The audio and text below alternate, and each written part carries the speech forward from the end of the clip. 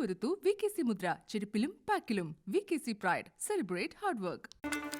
ശ്രീലങ്കയിലെ സാമ്പത്തിക പ്രശ്നത്തിന് പരിഹാരം കാണാൻ പുതിയ നിർദ്ദേശങ്ങൾ ഉയർന്നു വരുമെന്ന് പ്രതീക്ഷിക്കുന്ന ബിംസ്റ്റെക് ഉച്ചകോടിയിൽ ഇപ്പോൾ ഇന്ത്യയുടെ പ്രധാനമന്ത്രി നരേന്ദ്രമോദി സംസാരിക്കുകയാണ്. അതിലേക്ക് തത്സമയം चेंज बनाने की अच्छी संभावनाएं हैं. इसके लिए हमने भारत के एक संस्थान RIS को व्यापक अध्ययन करने का कार्य दिया है.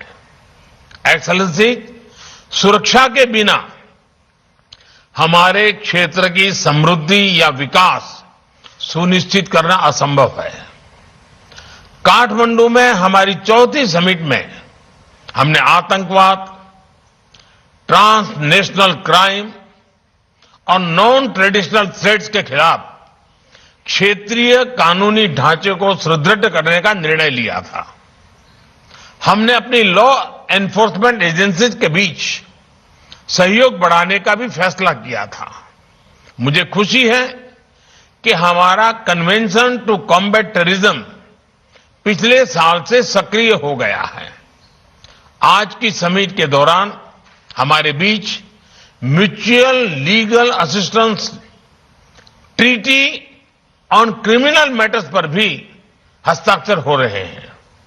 इसी तरह के अन्य इंस्ट्रूमेंट्स पर भी हमें तेजी से आगे बढ़ना चाहिए ताकि हमारी कानूनी व्यवस्थाओं के बीच बेहतर समन्वय बन सके. आज हमारे डिप्लोमेटिक ट्रेनिंग इंस्टीट्यूट्स के बीच सहयोग के लिए एक समझौते पर हस्ताक्षर हो रहे हैं. ऐसा ही एग्रीमेंट हम अपने लॉ एनफोर्समेंट ट्रेनिंग इंस्टीट्यूट्स के बीच भी कर सकते हैं. भारत की फॉरेंसिक साइंस यूनिवर्सिटी अपनी फील्ड में एक यूनिक वर्ल्ड क्लास संस्था है. हम इसमें बिम्स्टेक देशों के पुलिस और फॉरेंसिक ऑफिसर्स के लिए कैपेसिटी बिल्डिंग की व्यवस्था भी कर सकते हैं. एक्सेलेंसी, आज जब हमारा क्षेत्र स्वास्थ्य और इकोनॉमिक सिक्योरिटी की चुनौतियों का सामना कर रहा है, हमारे बीच एकजुटता और सहयोग समय की मांग है. आज समय है बे ऑफ बंगाल को bridge of connectivity, bridge of prosperity, bridge of security बनाने का. मैं आप सबका आह्वान करता हूं कि 1997 में जिन लक्ष्यों के लिए हमने साथ साथ चलने का निर्णय लिया था, उनकी प्राप्ति के लिए हम एक नए जोश, नई ऊर्जा के साथ फिर से अपने आप को समर्पित करें. प्रधानमंत्री प्रयुत चान ओछा बिम्स्टेक के अगले अध्यक्ष के रूप में मैं थाईलैंड का स्वागत करता हूं और शुभकामनाएं देता हूं. आप सबका बहुत बहुत धन्यवाद. ബിംസ്റ്റെക് ഉച്ചകോടി ശ്രീലങ്കയുടെ കടുത്ത സാമ്പത്തിക പ്രതിസന്ധിയിൽ നിന്ന് ശ്രീലങ്കയെ കരകയറ്റാൻ വേണ്ടിയുള്ള നിർദ്ദേശങ്ങൾ ഉയർന്നു വരുമെന്ന് പ്രതീക്ഷിക്കപ്പെടുന്ന ബിംസ്റ്റെക് ഉച്ചകോടിയിൽ ഇന്ത്യയുടെ പ്രധാനമന്ത്രി നരേന്ദ്രമോദി സംസാരിക്കുകയായിരുന്നു. അതിന്റെ തത്സമയ ദൃശ്യങ്ങളാണ് ഇപ്പോൾ നമ്മൾ കണ്ടത്. ഇടവേളയ്ക്ക് ശേഷം സംസ്ഥാനത്ത് ഇന്ന് സിൽവർ ലൈൻ അതിരടയാള കല്ലിടൽ പുനരാരംഭിക്കും. സർവേ തടയാനാകില്ല എന്ന കോടതി വിധിയുടെ ആശ്വാസത്തിലാണ് സർക്കാർ. എന്നാൽ കല്ലിടാൻ ഉദ്യോഗസ്ഥരെത്തുമെന്ന സൂചനയെ തുടർന്ന് കൊല്ലം കൊട്ടിയം തഴുത്തല വില്ലേജിൽ പ്രതിഷേധവുമായി സമരക്കാർ രംഗത്തെത്തി. സമരക്കാരിൽ ചിലർ തുറന്നുവെച്ച ഗ്യാസ് സിലിണ്ടറുമായി ആത്മഹത്യാ ഭീഷണി മുഴക്കി. അവിടെ സങ്കീർണമായ സാഹചര്യമാണ് ഇപ്പോൾ കൊല്ലത്തുള്ളത്. നമുക്ക് കാണാം. ഇത് ആഘാത പഠനത്തിന് വേണ്ടിയുള്ള അല്ല. ആഘാത പഠനത്തിന് വേണ്ടി കല്ലിടേണ്ട ആവശ്യമില്ല. ഇത് രണ്ട് സൈഡും അളന്ന് കല്ലിടണമെന്ന് പറഞ്ഞാൽ അത് ഇന്നലെ അത് ഭൂമി ഏറ്റെടുക്കാൻ തന്നെയാണ്. ഞാൻ എൻ്റെ വസ്തുവോ വീടോ ഞാൻ വിട്ടുകൊടുക്കാൻ ഞാൻ തയ്യാറല്ല. അപ്പം പിന്നെ ഞാൻ എന്തിനു നഷ്ടപരിഹാരത്തിന് ചിന്തിക്കണം? ഞാൻ ഇതുവരെ ചിന്തിച്ചിട്ടില്ല. 4 ഇരട്ടിയല്ല 10 ഇരട്ടി തരാമെന്ന് പറഞ്ഞാലും ഞാൻ എൻ്റെ വീടോ വസ്തുവോ വിട്ടുകൊടുക്കത്തില്ല. എത്ര കോടികൾ തരാമെന്ന് പറഞ്ഞാലും എനിക്ക് അതിനകത്ത് ഉൾക്കൊള്ളാൻ പറ്റത്തില്ല. എനിക്ക് കോമ്പൻസേഷൻ വേണ്ട. ഞാൻ അറപ്പട്ടിണിക്കാരനാണ്. കൂലിവേല ചെയ്ത് ജീവിക്കുന്നവനാണ് ഞാൻ. പത്തനംതിട്ടയിലും കോഴിക്കോടും ഇന്ന് സിൽവർ ലൈൻ അതിരടയാള കല്ലിടാൻ ഉദ്യോഗസ്ഥരെത്തും എന്നാണ് report. Kozhikode Moodadi panchayat office silver line സമരസമിതി പ്രവർത്തകർ ഇപ്പോൾ ഉപരോധിക്കുകയാണ്. വിശദാംശങ്ങളുമായി കൊല്ലത്ത് നിന്ന് സലിം മാലിക്, പത്തനംതിട്ടയിൽ നിന്ന് വിഷ്ണു സുരേഷ്, കോഴിക്കോട് നിന്ന് എസ് രാംകുമാർ എന്നിവർ ചേരുന്നു. ആദ്യം സലിം മാലിക്കിലേക്കാണ്. സലിം, ഈ സർവേ ഇന്ന് പുനരാരംഭിക്കും എന്നാണോ ഇപ്പോൾ ലഭ്യമാകുന്ന വിവരം? തുടക്കത്തിൽ തന്നെ പ്രതിഷേധങ്ങൾ ആരംഭിച്ചൊരു മേഖലയാണല്ലോ ഈ കുട്ടിയം തഴുത്തല എന്ന് പറയുന്നത്. ഇപ്പോൾ ആത്മഹത്യാ ഭീഷണി അടക്കം മുഴക്കുന്നുണ്ട് ആളുകൾ. എന്തൊക്കെയാണ് പുതിയ വിവരങ്ങൾ സലീം? ഉന്മേഷ്, ഗോപി, അല്പസമയത്തിനകം തന്നെ ഈ കൊല്ലത്ത് കൊട്ടിയം തഴുത്തലയിൽ ഈ അതിരടയാള കല്ലുകൾ സ്ഥാപിക്കാനുള്ള സാമൂഹികാഘാത പഠനവുമായി ബന്ധപ്പെട്ടുള്ള അതിരടയാള കല്ലുകൾ സ്ഥാപിക്കാനുള്ള നടപടികൾ ആരംഭിക്കും. ഉദ്യോഗസ്ഥർ ഇവിടെ എത്തിക്കഴിഞ്ഞു, പക്ഷേ ഉദ്യോഗസ്ഥർ താഴേക്ക് എത്തിയിട്ടില്ല. വലിയ പോലീസ് സന്നാഹവും ഇവിടെയുണ്ട്. പക്ഷേ ഈ ഉദ്യോഗസ്ഥർ എത്തുന്നതിന് മുമ്പ് തന്നെ ഈ 9 മണിയോടുകൂടി തന്നെ ഈ കൊട്ടിയത്ത് വഞ്ചിമുക്ക് എന്ന പ്രദേശത്താണ് ഇപ്പോൾ ഈ അതിരടയാള കല്ലുകൾ സ്ഥാപിക്കാനായി ഇന്ന് തീരുമാനിച്ചിരിക്കുന്നത്. അവിടുത്തെ വീട്ടുകാരുടെ വലിയ പ്രതിഷേധവും ആത്മഹത്യാ ഭീഷണിയും ഉൾപ്പെടെയുള്ള നാടകീയ സംഭവങ്ങളുണ്ടായിരുന്നു. നമ്മൾ ഇപ്പോൾ ദൃശ്യങ്ങളിൽ കാണുന്നത് ഈ അതിരടയാള കല്ല് കൊണ്ടുവന്ന വണ്ടി വാഹനത്തിന് മുകളിൽ യൂത്ത് കോൺഗ്രസിന്റെ പ്രതിഷേധമാണ്. അവർ ഈ അതിരടയാള കല്ല് ഇവിടെ നിന്നും ഇറക്കാൻ സമ്മതിക്കില്ല എന്ന് പറഞ്ഞുകൊണ്ടാണ് ഇപ്പോൾ നമ്മൾ ദൃശ്യങ്ങളിൽ കാണുന്നത്. ഈ വാഹനത്തിനുള്ളിൽ തന്നെ അതിരടയാള കല്ല് കുഴിച്ചിടുന്ന യൂത്ത് കോൺഗ്രസിന്റെ ഒരു വ്യത്യസ്തമായ പ്രതിഷേധമാണ്. ആ മണ്ണിനുള്ളിൽ തന്നെ, ഈ വാഹനത്തിന്റെ ഉള്ളിലുള്ള മണ്ണിനുള്ളിൽ തന്നെ അതിരടയാള കല്ല് കുഴിച്ചിടുന്ന ഒരു പ്രതിഷേധമാണ്. ഇവിടെ BJPയുടെ പ്രതിഷേധം സമാന്തരമായി അപ്പുറത്തു തന്നെ നടക്കുന്നുണ്ട്. ഒപ്പം വീട്ടുകാരുടെ, ഇവിടുത്തെ നാട്ടുകാരുടെ വലിയ പ്രതിഷേധവും നടക്കുന്നുണ്ട്. അതിനിടയിലാണ് വ്യത്യസ്തമായ പ്രതിഷേധവുമായി യൂത്ത് കോൺഗ്രസ് ഈ വാഹനത്തിന് മുകളിലേക്ക് കയറി, ഈ അതിരടയാളക്കല്ലുകൾ കൊണ്ടുവന്ന വാഹനത്തിന് മുകളിലേക്ക് കയറി വാഹനത്തിൽ ഇപ്പോൾ യൂത്ത് കോൺഗ്രസിന്റെ കൊടിയും ഒപ്പം തന്നെ അതിരടയാള കല്ലും സ്ഥാപിച്ചിരിക്കുന്ന ഒരു കാഴ്ചയാണ് നമുക്ക് കാണാൻ കഴിയുന്നത്. വലിയ പ്രതിഷേധം. ഇതിനോട് സമാനമായി തന്നെ അവിടെ BJPയുടെ പ്രതിഷേധം നടക്കുന്നുണ്ട്. ഒപ്പം തന്നെ വീട്ടുകാരും നാട്ടുകാർ ഈ പ്രദേശത്തുകാർ ഏകദേശം 25ഓളം വീടുകളാണ് ഇവിടെയുള്ളത്. അതിൽ 12ഓളം വീടുകൾ ഈ സാമൂഹികാഘാത പഠനത്തിനായി എടുക്കേണ്ടി വരും. അതുകൊണ്ട് തന്നെ ഈ സിൽവർ ലൈനുമായി ബന്ധപ്പെട്ട് 12ഓളം വീടുകൾ, അതിൽ പൂർണ്ണമായും 7ഓളം വീടുകൾ പൂർണ്ണമായും പോകുമെന്നാണ് പറയുന്നത്. അതുകൊണ്ട് തന്നെ വലിയ പ്രതിഷേധം ഇവിടെ നിന്നും ഉയർന്നു വരുന്നുണ്ട്. വലിയ പോലീസ് സന്നാഹം ഉണ്ടെങ്കിലും ഇതുവരെ ഈ പോലീസ് ഈ വിഷയവുമായി ബന്ധപ്പെട്ട് യൂത്ത് കോൺഗ്രസ് വാഹനത്തിന് മുകളിൽ കയറിയതും ഈ നാട്ടുകാരുടെ നാടകീയ പ്രതിഷേധങ്ങൾക്ക് ഒന്നും ഇതുവരെയും സംയമനം പാലിക്കുകയാണ് പോലീസ് ചെയ്യുന്നത്. അല്പസമയത്തിനകം തന്നെ ഉദ്യോഗസ്ഥർ ഇവിടേക്ക് കല്ലിടാൻ എത്തുകയും ചെയ്യും. അതോടുകൂടി ഇപ്പോഴുള്ള പ്രതിഷേധം കൂടുതൽ മൂർച്ഛിക്കുമെന്ന കാര്യത്തിൽ തർക്കമില്ല. കാരണം ആദ്യഘട്ടത്തിൽ കേരളത്തിൽ ആദ്യമായി ഒരു ആത്മഹത്യാ ഭീഷണി സിൽവർ ലൈനുമായി ബന്ധപ്പെട്ട് ഉണ്ടായ സ്ഥലം ഇവിടെയാണ്, ഈ വഞ്ചിമുക്ക് എന്ന പ്രദേശത്താണ്. പെട്രോൾ ഒഴിച്ച് ആത്മഹത്യാ ഭീഷണി മുഴക്കിയിരുന്നു. അത് മാത്രമല്ല, കേരളത്തിൽ ആദ്യമായി സിൽവർ ലൈനുമായി ബന്ധപ്പെട്ടുള്ള സ്ഥിരം സമരകേന്ദ്രം ആരംഭിച്ചതും കൊട്ടിയത്താണ്. അതുകൊണ്ട് തന്നെ വലിയ പ്രതിഷേധം ഇവിടെ കേന്ദ്രീകരിച്ച് ഉണ്ടാകുമെന്ന് ഉറപ്പാണ്.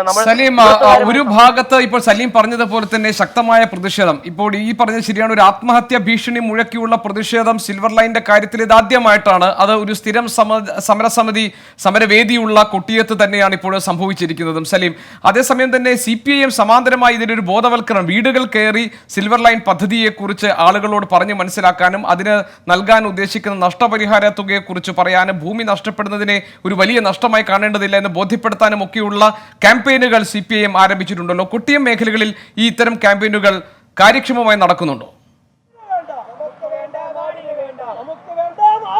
ഗോപി, ഇതുമായി ബന്ധപ്പെട്ട് ഈ കഴിഞ്ഞ ദിവസങ്ങളിലാണ് CPM-ഉം DYFI-യും ഇതൊരു അവരുടെ അജണ്ടയായി എടുത്ത് ഈ ബോധവൽക്കരണ പരിപാടി നടത്തിയത്. പക്ഷേ അതിന് ഏറെ മുമ്പ് തന്നെ മുൻ മന്ത്രിയായ മേഴ്സിക്കുട്ടിയമ്മ നേരിട്ടെത്തി ഇവിടുത്തെ വീടുകളിൽ കയറി ഇത്തരത്തിൽ ഇതിനെ പറഞ്ഞ് ബോധവൽക്കരിക്കാനുള്ള ശ്രമം നടത്തിയിരുന്നു. പക്ഷേ അന്ന് അത്ര സുഖകരമായിരുന്നില്ല അന്നത്തെ അനുഭവം. വലിയ പ്രതിഷേധം അന്ന് മുൻ മന്ത്രിക്ക് നേരെയും ഉണ്ടാകുന്നൊരു സാഹചര്യം ഉണ്ടായിരുന്നു. അതുകൊണ്ട് തന്നെ ഇപ്പോൾ അതിനുശേഷം ഈ രണ്ടാം ഘട്ടത്തിൽ DYFI അവരുടെ വീട് കയറിയുള്ള ബോധവൽക്കരണം ഒരു രാഷ്ട്രീയ പരിപാടിയായി തന്നെ ഏറ്റെടുത്തതിന് ശേഷം ഇതുവരെയും ഇവിടേക്ക് ബോധവൽക്കരണവുമായി എത്തിയിട്ടില്ല. ഇന്ന് എന്തായാലും, കാരണം കഴിഞ്ഞ ഏറെ മാസങ്ങളായി, ആദ്യ പ്രതിഷേധത്തിന് ശേഷം ഏറെ മാസങ്ങളായി കൊല്ലം ജില്ലയിൽ ആകെ ഈ സാമൂഹികാഘാത പഠനവും ഈ അതിരടയാളക്കല്ല് സ്ഥാപിക്കലും നിർത്തിവെച്ചിരിക്കുന്ന ഒരു സാഹചര്യം ഉണ്ടായിരുന്നു. അത് ഇന്നു മുതലാണ് പുനരാരംഭിക്കുന്നത്. അതുകൊണ്ട് തന്നെ വീണ്ടും ഈ തഴുത്തല ഈ സിൽവർ ലൈൻ സമരവുമായി ബന്ധപ്പെട്ടുള്ള ഒരു സമരകേന്ദ്രവും ഒരു ശ്രദ്ധാകേന്ദ്രവുമായി മാറുന്നു എന്നുള്ളതാണ് നമുക്ക് പറയാൻ കഴിയുക. നമുക്ക് ഈ യൂത്ത് കോൺഗ്രസിന്റെ പ്രതിഷേധത്തിനൊപ്പം തന്നെ BJPയുടെ പ്രതിഷേധത്തിന്റെയും ദൃശ്യങ്ങൾ നമുക്ക്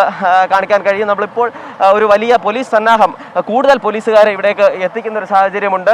BJPക്കാർ വലിയ ഒരു ആൾക്കൂട്ടം തന്നെ ഇവിടെ ഒരുക്കിയിട്ടുണ്ട്. അവർ വലിയ പ്രതിഷേധത്തിന് തയ്യാറെടുക്കുകയാണ്.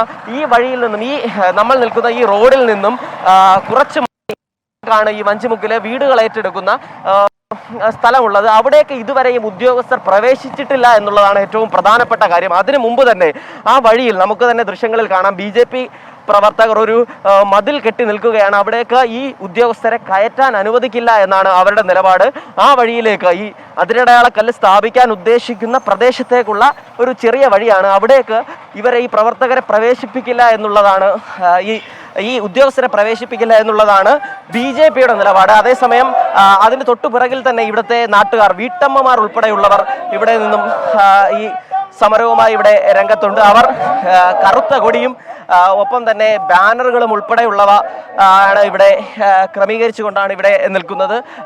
ചേച്ചി, എന്തുവാണ് ഇപ്പോൾ ഈ ഇതുമായി ബന്ധപ്പെട്ട് പറയാനുള്ളതെന്ന് പറഞ്ഞാൽ ഞങ്ങളുടെ വീടും പുരയിടം പോകും.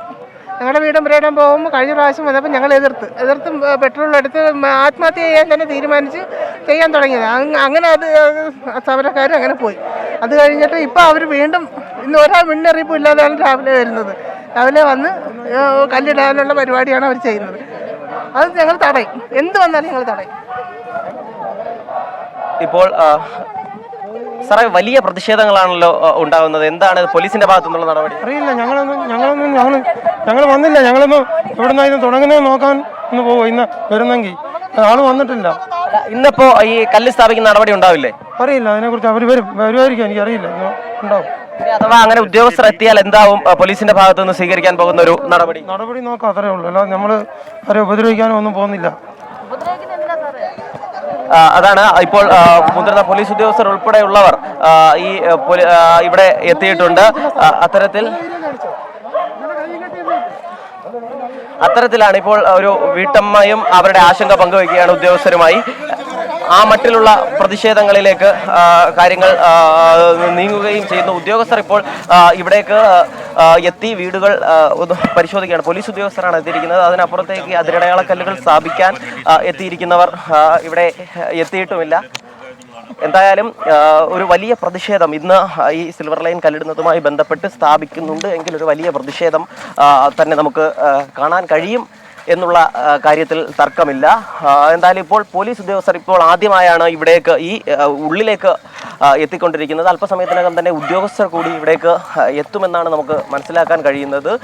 അതോടുകൂടി ഈ നാട്ടുകാരുടെ പ്രതിഷേധം ഏത് നിലയിലാവുമെന്നുള്ളതിൽ നമുക്ക് ഒരു സംശയമുണ്ട്. കാരണം നേരത്തെ തന്നെ ഇവിടെ ഒരു വീട്ടിൽ ഗ്യാസ് കുറ്റി അത് തുറന്നു വെച്ച് കൊണ്ട് ആത്മഹത്യാ ഭീഷണി മുഴക്കുന്ന ഒരു സാഹചര്യം ഉണ്ടായിരുന്നു. അദ്ദേഹം നമ്മോട് പറഞ്ഞത് ഏതെങ്കിലും തരത്തിൽ ഇന്ന് കല്ല് ഇവിടെ ഇട്ട് പോയാൽ തന്നെ പിന്തിരിപ്പിച്ചാൽ പോലും പിന്നീട് ഇന്ന് രാത്രി താൻ ആത്മഹത്യ ചെയ്യും തരത്തിലുള്ള വൈകാരികമായ പ്രതികരണങ്ങൾ പലരും നടത്തുന്നുണ്ട്. പ്രത്യേകിച്ചും ഒരു കാരണവശാലും തനിക്ക് വൈകാരികമായി അടുപ്പമുള്ള മണ്ണിൽ നിന്ന് മാറിക്കൊടുക്കില്ല എന്ന് പറയുന്ന ആളുകളുണ്ട്. അതിനോടൊപ്പം തന്നെ കൃത്യമായ പുനരധിവാസ പാക്കേജ് പ്രഖ്യാപിച്ച് അത് കൃത്യമായി ബോധ്യപ്പെടുത്തി അത് നൽകിയാൽ മാത്രം വിട്ടു നൽകാമെന്ന് പറയുന്ന ആളുകളുണ്ട്. അങ്ങനെ സമ്മിശ്രമായി ഒരു നഷ്ടപരിഹാരം. ശരി സലീം, ഇപ്പോൾ നമ്മൾ കാണുന്നത് കൊല്ലം കൊട്ടിയത്തെ തഴുത്തല പഞ്ചായത്തിൽ ഉള്ള ആത്മഹത്യാ ഭീഷണി മുഴക്കിക്കൊണ്ട് സിൽവർ ലൈനിനെതിരായി നാട്ടുകാർ പ്രതിഷേധിക്കുന്നതാണ്. ഗ്യാസ് സിലിണ്ടർ തുറന്നു വെച്ചിട്ടാണ് അവർ പ്രതിഷേധത്തിലേക്ക് കടന്നിരിക്കുന്നത്. സ്വാഭാവികമായും ഇവിടെ കല്ലിടാൻ വേണ്ടിയുള്ള നടപടികൾ അതിന്റെ ഭാഗമായി ഉണ്ടാകും എന്നാണ് മനസ്സിലാക്കാൻ കഴിയുന്നത്. ഏതായാലും ഉദ്യോഗസ്ഥരൊന്നും ഇതുവരെ ആ സ്ഥലത്ത് എത്തിയിട്ടില്ല. പോലീസ് കാര്യങ്ങൾ നിരീക്ഷിച്ചു വരികയാണ്. ഇപ്പോൾ നമ്മളോടൊപ്പം PC വിഷ്ണുനാഥ് MLA ഉണ്ട്. ശ്രീ PC വിഷ്ണുനാഥ്, ഇപ്പോൾ സർക്കാരിനെ സംബന്ധിച്ച് അവർക്ക് ഒന്നുകൂടി ശക്തമായി ഈ സർവേ നടപടികളുമായി മുന്നോട്ട് പോകാൻ ആത്മവിശ്വാസം നൽകുന്നതാണല്ലോ സുപ്രീം കോടതിയുടെ വിധി, അതായത് ഹൈക്കോടതി ഡിവിഷൻ ബെഞ്ച് വിധി ശരിവെച്ചുകൊണ്ടുള്ള സുപ്രീം കോടതിയുടെ ഇടപെടൽ. ഈ ഘട്ടത്തിൽ പ്രതിഷേധത്തിന്റെ സ്വഭാവം ഏത് രീതിയിലായിരിക്കും? എന്താണ് പ്രതിപക്ഷ പാർട്ടികൾ ഇനി സ്വീകരിക്കാൻ പോകുന്ന സമീപനം? ജനങ്ങളെയാണ് കാണേണ്ടത്. ഒരു സാമൂഹ്യ ആഘാത പഠനത്തിന്റെ സർവേ നടത്തിക്കോട്ടെ എന്ന് ചോദിക്കുമ്പോൾ സുപ്രീം കോടതി അത് നടത്തിക്കോ എന്നൊരു അനുവാദം നൽകുന്നുണ്ടാകാം. പക്ഷേ സാമൂഹിക ആഘാതത്തിന്റെ പഠനത്തിന് വേണ്ടി ചെല്ലുമ്പോൾ തന്നെ ജനങ്ങളുടെ സാമൂഹ്യ പ്രതികരണം ഈ ഭരണകൂടം കാണുന്നതല്ലേ. ഈ പദ്ധതി ആവശ്യമില്ല. അവര് ജനിച്ച് വീണ മണ്ണിൽ ജീവിക്കാൻ അവർ ആഗ്രഹിക്കുന്നു. ഇത് സംബന്ധിച്ച് ഈ കുറ്റി അവരുടെ പുരയിടത്തിൽ വീണുപോയാൽ ഭാവിയിൽ അവർക്ക് പിന്നെ ആ ഭൂമിയുടെ ക്രയവിക്രയത്തിനോ ബാങ്ക് വായ്പയോ സംബന്ധിച്ചൊക്കെ തന്നെ ഒരുപാട് സംശയങ്ങൾ അവർക്കുണ്ട്. ചിലർക്ക് ഭൂമി നേരത്തെ സലീം മാലിക് റിപ്പോർട്ട് ചെയ്തതുപോലെ വൈകാരികമായ ബന്ധമുള്ള സ്ഥലമാണ്, വീട് അങ്ങനെയുള്ള സ്ഥലമാണ്. അപ്പോ അനാവശ്യമായ നാട്ടുകാർക്ക് ആവശ്യമില്ലാത്ത ഒരു പദ്ധതിയുടെ പേരിൽ സർക്കാർ വാശി നടപ്പിലാക്കുകയാണ്. സാമൂഹ്യാഘാത പഠനത്തിന് വേണ്ടി ശ്രമിക്കുമ്പോൾ തന്നെ ജനങ്ങളുടെ പ്രതികരണം കണ്ടില്ലേ? അപ്പോൾ ഇത് ജനങ്ങളിൽ നിന്ന് മനസ്സിലാക്കുക എന്നുള്ളതാണല്ലോ സാമൂഹ്യാഘാത പഠനം കൊണ്ട് ഉദ്ദേശിക്കുന്നത്. അപ്പൊ അതിന്റെ പ്രാഥമിക നടപടിയോടുള്ള ജനങ്ങളുടെ പ്രതികരണത്തിൽ നിന്ന് തന്നെ ഇതിന്റെ സാമൂഹ്യാഘാതം മനസ്സിലാക്കി പിന്തിരിയേണ്ടതാണ് വിവേകമുള്ള ഒരു സർക്കാർ സ്വീകരിക്കേണ്ട ഒരു നടപടി. അതവർ ചെയ്യുന്നില്ല എന്നുള്ളതാണ് നമുക്കൊക്കെ പ്രതിഷേധമുള്ള കാര്യം. ശ്രീ പി സി വിഷ്ണുനാഥ്, ഈ കാര്യത്തിൽ സർക്കാർ നൽകുന്നൊരു വിശദീകരണം ഇപ്പോൾ CPIM സമാന്തരമായ ബോധവൽക്കരണ പരിപാടികളുമായി ക്യാമ്പയിനുമായി ഇറങ്ങിയിരിക്കുന്നു. വീടുകൾ കയറി ഇറങ്ങി എന്താണ് പദ്ധതിയെന്നും ഈ പദ്ധതിയിൽ ഭൂമി നഷ്ടപ്പെടുന്നവർക്ക് നൽകാൻ പോകുന്ന നഷ്ടപരിഹാര തുക എന്താണെന്നും ഇത് എങ്ങനെയാണ് ഭാവി വികസനത്തിന് ആവശ്യമായിട്ടുള്ളത് എന്നെല്ലാമുള്ള, അതായത് സർക്കാരിന്റെ വാദങ്ങൾ ജനങ്ങളെ ബോധ്യപ്പെടുത്താൻ വേണ്ടിയുള്ള ക്യാമ്പയിനിലേക്ക് CPIM ഇറങ്ങിയിട്ടുണ്ട്. സർക്കാർ തലത്തിലും അത് നടക്കുന്നുണ്ട്. ഇതൊന്നും ഒരു ഫലവും കാണില്ല എന്നാണോ പ്രതിപക്ഷം കരുതുന്നത്? ഒരിക്കലും ഇല്ല. കാരണം ഈ കാര്യത്തിൽ ഈ പറയുന്നതെല്ലാം തട്ടിപ്പാണെന്ന് ഇപ്പോ നമുക്ക് നേരിട്ട് മനസ്സിലായതല്ലേ. ഒരു സംസ്ഥാന മന്ത്രി പറഞ്ഞു, ഞാൻ DPRന്റെ മുഴുവൻ പേജും കാണാതെ പഠിച്ച ഒരാളാണ്, അതിൽ ബഫർ സോൺ എന്ന് പറഞ്ഞത് ഇല്ല എന്ന് പറയുന്നു. അത് കഴിയുമ്പോൾ അതിന്റെ MD പറയുന്നു ബഫർ സോൺ ഉണ്ട് എന്ന്. അപ്പോൾ മന്ത്രി ആവർത്തിക്കുന്നു ഞാൻ പറഞ്ഞതാണ് ശരിയെന്ന്. പിറ്റേന്ന് പാർട്ടി സെക്രട്ടറി പറയുന്നു ബഫർ സോൺ ഉണ്ടെന്ന്. അപ്പോ മന്ത്രി പറയുന്നു പാർട്ടി പറഞ്ഞെങ്കിൽ ബഫർ സോൺ ഉണ്ടാകും എന്ന്. അപ്പോ ഇതാണ് ഇത് സാധാരണ പ്രവർത്തകൻ വിശദീകരിക്കാൻ പോകുന്നതിനെ കുറിച്ച് താങ്കൾ എന്നോട് ചോദിക്കുമ്പോൾ മന്ത്രിയുടെ തന്നെ വിശദീകരണത്തിന്റെ കഥയാണ് ഞാൻ ഇവിടെ വിശദീകരിച്ചത്. അപ്പോ ഇവിടെ ഒരു കാര്യം കൂടിയുണ്ട്. ഇപ്പൊ മലപ്പുറത്ത് നിന്ന് രാവിലെ കേൾക്കുന്ന വാർത്ത എന്താ? ഏറെയിൽ ഉദ്യോഗസ്ഥരോടൊപ്പം CPM പ്രവർത്തകരും പോയിട്ട് ഈ പ്രവർത്തനങ്ങളെ മുന്നോട്ട് കൊണ്ടുപോവുകയാണ്. ഇത് നന്ദിഗ്രാമിലും സിംഗൂരിലും ഇങ്ങനെ തന്നെയായിരുന്നു. അവിടെ കർഷകരെ കുടിയൊഴിപ്പിക്കുന്നതിനെതിരായി അവർ പ്രതിഷേധിച്ചപ്പോൾ പോലീസിന്റെ യൂണിഫോം പാർട്ടി കേഡറിന് കൊടുത്തുകൊണ്ടാണ് അവരെ തല്ലി ഒതുക്കിയതും വെടിവെച്ച് കൊന്നതും. ഇതുവരെ ഇവിടെ CPMകാർക്ക് പോലീസ് യൂണിഫോം കൊടുത്തിട്ടില്ല എന്ന് മാത്രമേ ഉള്ളൂ. അതിന്റെ അടുത്ത് വരെ എത്തിയിട്ടുണ്ട്. എന്നിട്ട് നന്ദിഗ്രാമിലെ CPM, ബംഗാളിലെ CPM ഇപ്പൊ എവിടെയാണ് എന്നുള്ളത് CPM കേരളത്തിൽ ഇതുവരെ പഠിച്ചിട്ടില്ലാത്ത പാഠമാണ്. ശ്രീ പി സി വിഷ്ണുനാഥ്, ഇപ്പോൾ ഈ LDF പറയുന്ന ഒരു കാര്യമെന്ന് പറയുന്നത് അവരുടെ പ്രകടന പത്രികയുടെ വാഗ്ദാനമാണ് ഈ പദ്ധതി എന്ന് പറയുന്നത്. സ്വാഭാവികമായും അധികാരത്തിൽ വരുമ്പോൾ അത് നടപ്പാക്കുക എന്നുള്ളത് ആ ബാധ്യത അവർക്കുണ്ട്. അതിന്റെ അടിസ്ഥാനത്തിലാണ് ഈ നടപടി എന്ന് പറയുന്നത്. താങ്കൾ പറയുന്ന പോലെ തന്നെ ഈ ജനകീയ പ്രതിഷേധങ്ങൾ ഉയരുമ്പോൾ ഇക്കാര്യത്തിൽ നിന്ന് ഇതുവരെ പിന്മാറ്റമുണ്ടായിട്ടില്ല. താങ്കൾ നേരത്തെ സൂചിപ്പിച്ച ഉന്നയിച്ച വിമർശനം പോലെ തന്നെ അത് സർക്കാരിന്റെ കണ്ണു തുറപ്പിച്ചിട്ടില്ല. സ്വാഭാവികമായും എങ്ങനെയും നടപ്പിലാക്കാൻ തന്നെ ആകുമല്ലോ സർക്കാർ ശ്രമിക്കുക. ഇതിനു മുമ്പ് ഇതുപോലെ വാശിയെടുത്ത് നടപ്പിലാക്കാൻ ശ്രമിച്ച കാര്യം പരാജയപ്പെട്ടിട്ട് വീടാന്തരം കയറി ഇറങ്ങി അങ്ങനെ ഒന്ന് ഞങ്ങൾ നടപ്പിലാക്കാൻ ശ്രമിച്ചതിൽ ഞങ്ങളോട് മാപ്പ് പറയണമെന്ന് തിരുവനന്തപുരത്തെ കിഴക്കേക്കോട്ടയിലെ അഗ്രഹാരത്തിൽ നിന്നും ഇതേ പാർട്ടി സെക്രട്ടറി കോടിയേരി ബാലകൃഷ്ണൻ ഇറങ്ങിയ ഒരു അനുഭവം താങ്കൾക്കും എനിക്കും കേരളത്തിനും അറിയാമല്ലോ. അപ്പൊ അത്രയൊക്കെ ഉള്ളൂ ഇത്തരം വാശികളുടെ ചരിത്രം. ഇതൊരു ശ്രീ പി സി വിഷ്ണുനാഥ്, ഇതൊരു ഭാവി വികസനത്തിന് വേണ്ടിയുള്ള പ്രധാനപ്പെട്ട പദ്ധതിയാണ് എന്നാണല്ലോ സർക്കാർ ജനങ്ങൾക്ക് മുന്നിൽ ഈ സിൽവർ ലൈൻ അവതരിപ്പിച്ചിരിക്കുന്നത്. അതിന് സർക്കാർ പറയുന്ന ഒരു ന്യായം, ഇപ്പൊ പ്രതിപക്ഷത്തിന്റെ എതിർപ്പിനെ കുറിച്ച് സർക്കാർ പറയുന്ന ഒരു എതിർവാദം നേരത്തെ ഗെയിൽ പൈപ്പ് ലൈനിന്റെ കാര്യത്തിലും അതുപോലെ തന്നെ ദേശീയപാത വികസനത്തിന്റെ കാര്യത്തിലും ഒക്കെ തന്നെ ഇതുപോലെ എതിർപ്പുകൾ ഉണ്ടായിട്ടുണ്ട്. ആ എതിർപ്പുകളെയൊക്കെ മാനിച്ച് അന്ന് ഈ പദ്ധതികളിൽ നിന്ന് പിൻവാങ്ങിയിരുന്നെങ്കിൽ എന്താകുമായിരുന്നു അവസ്ഥ എന്നാണ്. സമാനമാണ് ഇപ്പോഴുമുള്ള പ്രതിഷേധം. അതിനെ മറികടക്കാൻ കഴിയും എന്നാണ് സർക്കാരിന്റെ ഒരു പ്രതീക്ഷ. ദേശീയപാത വികസനം എന്ന് പറഞ്ഞാൽ എക്സിസ്റ്റ് ചെയ്യുന്ന ഒരു റോഡിന്റെ ഒരു ഡെവലപ്മെന്റ് മാത്രമാണ്. അതുപോലെ അല്ല കേരളത്തെ മുഴുവൻ കീറി മുറിച്ചുകൊണ്ട് കേരളം പോലൊരു സ്ഥലത്ത് വളരെ കുറച്ച് സ്ഥലമാണ് വാസയോഗ്യമായിട്ടുള്ളത്. കുറെ സ്ഥലത്ത് കോസ്റ്റൽ സോൺ റെഗുലേഷൻ ആക്ട് നിലനിൽക്കുകയാണ്. കുറെ സ്ഥലത്ത് ഫോറസ്റ്റ് ആക്ടിന്റെ നിയന്ത്രണങ്ങളുണ്ട്. കുറേയേറെ ഭൂമി നെൽവയൽ തണ്ണീർത്തട സംരക്ഷണ നിയമത്തിന്റെ പരിധിയിൽ വരുന്നതാണ്. ഇതൊന്നും ഇല്ലാത്ത കുറച്ച് സ്ഥലമാണ് ഈ കേരളത്തിൽ ഒരു തുണ്ട് ഭൂമിയായി കിടക്കുന്നത്.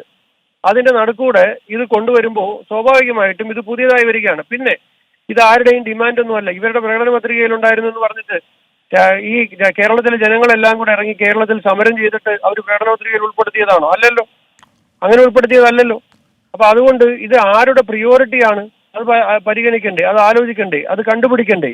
അപ്പോ അങ്ങനെ ജനങ്ങൾക്ക് ആകമാനം ആവശ്യപ്പെട്ട ഒരു പദ്ധതിയായി, വികസന പദ്ധതിയായിട്ട് ഇപ്പോൾ ഭാവി തലമുറയെ കുറിച്ചാണെങ്കിൽ ഇപ്പൊ ഇന്നലെ നിങ്ങൾ കണ്ട ഒരു വാർത്തയുണ്ടല്ലോ പത്രത്തിലും ചാനലിലും ഒക്കെ. ഇപ്പൊ കേരളത്തിലെ ഭാവി തലമുറയിലെ കുഞ്ഞുങ്ങൾ പഠിക്കുന്ന സ്കൂള്, ആ സ്കൂളിലെ പ്രീ പ്രൈമറിയിലെ അധ്യാപകർക്ക് കഴിഞ്ഞ ഒരു കൊല്ലമായിട്ട് ശമ്പളം കൊടുക്കുന്നില്ല, ഓണർ ഏറിയം കൊടുക്കുന്നില്ല. പത്രത്തിൽ വായിച്ചില്ലേ?